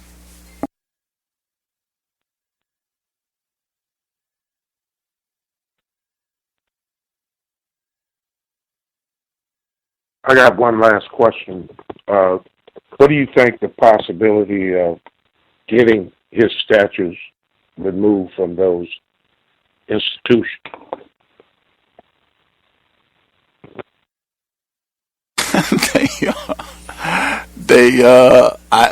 I heard enough white people who did come out and say that, okay, we'll get behind you to take the flag down, but let's be unambiguously clear that this is not gonna evolve into okay, we need to take down all of our monuments and statues. Like, they made that very clear, even while they said, okay, we'll go ahead and concede on this one. So I don't think it likely. I know with the incidents of vandalism, it seemed like there was more outrage as opposed to, this is just becoming too divisive, so we need to take it down. It was more of this is not, correct at all, and how dare them come and deface our property and so I don't foresee in the immediate future them coming down. I think as you get further and further removed from this, something else is going to happen and kind of redirect attention to somewhere else. I'm sure the police will kill somebody or whatever the case may be, or Bill Cosby, anything. That it'll be less attention on South Carolina. I think Mr. Poole said that there'll be less attention on South Carolina. So I think if they just hold out a little bit longer, it'll be fewer eyeballs on South Carolina. This will have kind of receded into the background. I haven't seen any inclination that they're coming down anytime soon. So I think they'll probably be able to ride out the storm. Did you see any symbolism in the black South Carolina trooper commanding the honor guards and then carrying the Confederate flag after they took it down? Well, they had a black person put it up when Bree Newsom took it down. They had a black person put it back up. So I thought that was interesting. I thought it was interesting that they had the two white guys. I thought they were white guys, the ones that actually took it down literally, did the initial folding. And what have you, as opposed to having the black person being the immediate one to do all or be involved with that whole process. But they have had a lot of black hands on that flag over the past couple of weeks. I just, my thought about the whole thing is that the system of white supremacy remains. Like, if they had got 3 black people, 2 black people, I mean, they could have got Bree Newsom, they could have got me, anything, Dr. Welsing. White supremacy remains. Like, all of that is nice theater, and white people can come out and pat themselves on the back, and it's racial theater, really. At the end of the day, like, that is not substantive at all. that would be my comment. Thank you, guys. Mm-hmm. Right on. I'm sure there'll be commentary on that. I think that I've heard even some black people get mainstream opportunity to say that. There was an article in the Washington Post where this black writer was basically saying the same thing, and they had a black female on NPR today who was, I'm paraphrasing, but she was in the ballpark saying the same thing. But I'm sure there'll be time to talk about that tomorrow. Compensatory call in 9 p.m. Eastern, 8 p.m. Central, and 6 p.m. Pacific. Looking forward to workplace racism for sure. Looking forward to hearing from the listeners. Tune in. We should be back on Tuesday. Oh, yes. The black male, South Carolina. Or we will be back on Tuesday, but on Wednesday, the black male in South Carolina, the one he did the segment on NPR. He was in the church. They were doing the ceremony on Dylann roof, and he didn't want to hold her hand. He will be on the program on Wednesday. I'm very eager to hear more. If he got any feedback and even why he ultimately did succumb and go ahead and hold hands with the likely racist. But he should be with us on Wednesday. The day before that, we'll have a white woman. She writes for the Psychology Today Journal. She had written quite a few posts about racism, and she had an article that came out, I think, last Sunday or last week, where she talked about how white people need to own Dylann Roof as opposed to this distancing and saying that there's something unique or strange about him that white people need to accept, own, claim. This is one of us. This is a white person. This is us, which I thought was interesting, particularly coming from a white person. But she'll be here on Tuesday. Looking forward. If you have questions about the book or comments about the book, I know more people listen to the archive than live. You can feel free to drop an email, untiljustice@gmail.com, and we'll share your question, commentary, feedback, whatever the case may be. You can email it, and we'll share it next week. We have a ways to go in the text. We are about a third of the way through the book, so we have a considerable amount of Ben Tillman reading left to do. Next Friday, 8 p.m. Eastern, 5 p.m. Pacific, we'll be picking up on page 91. Thank you kindly for all the folks tuning in. I hope it has been a constructive investment of your Friday evening. I know it is warm weather, great time, summer fun. Be codified. You do not want to make unnecessary problems for yourself under these great conditions. Have your fun, do whatever you're going to do. Just, make sure that you keep in mind that white supremacy is always on the lookout to make life miserable for black people. Just keep that in mind and stay codified. One of the things that you can do, you can have your fun and still remain sober. I would definitely encourage that. Under conditions of white terrorism, sobriety would always be the best choice. If you cannot do sober, at minimum, be codified. Certainly no intoxicants if you're going to get behind the wheel of a car. They always are on the lookout for black people anyway. So I would not make their job easier. I would even be cautious if you're going to be a passenger or even a pedestrian. Certainly, I would not encourage being in any environment if it's going to be a lot of intoxicated white people. That is extraordinarily dangerous, as this week has shown.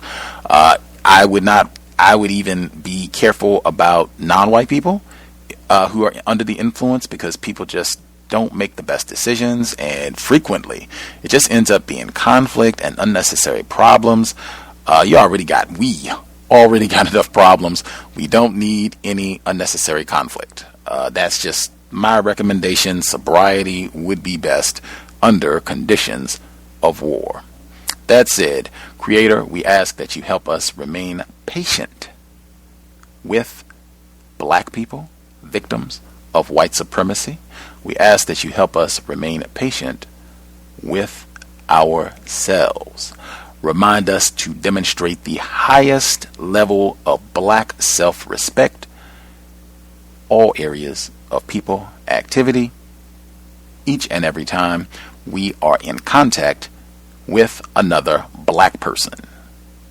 Remind us and help us to demonstrate in our thoughts, speech, actions, and emotions that whites are our enemies. They are eternally dedicated to terrorizing, abusing, dominating black people. It has been time. Replace white supremacy with justice immediately. Cow signing out. Thanks all for tuning in. Nigga, you so brainwashed. I'm a victim, brother. Problem. You're a victim. I'm a victim of 400 years of conditioning. Shut up. The man has programmed my conditioning. Even my conditioning has been conditioned.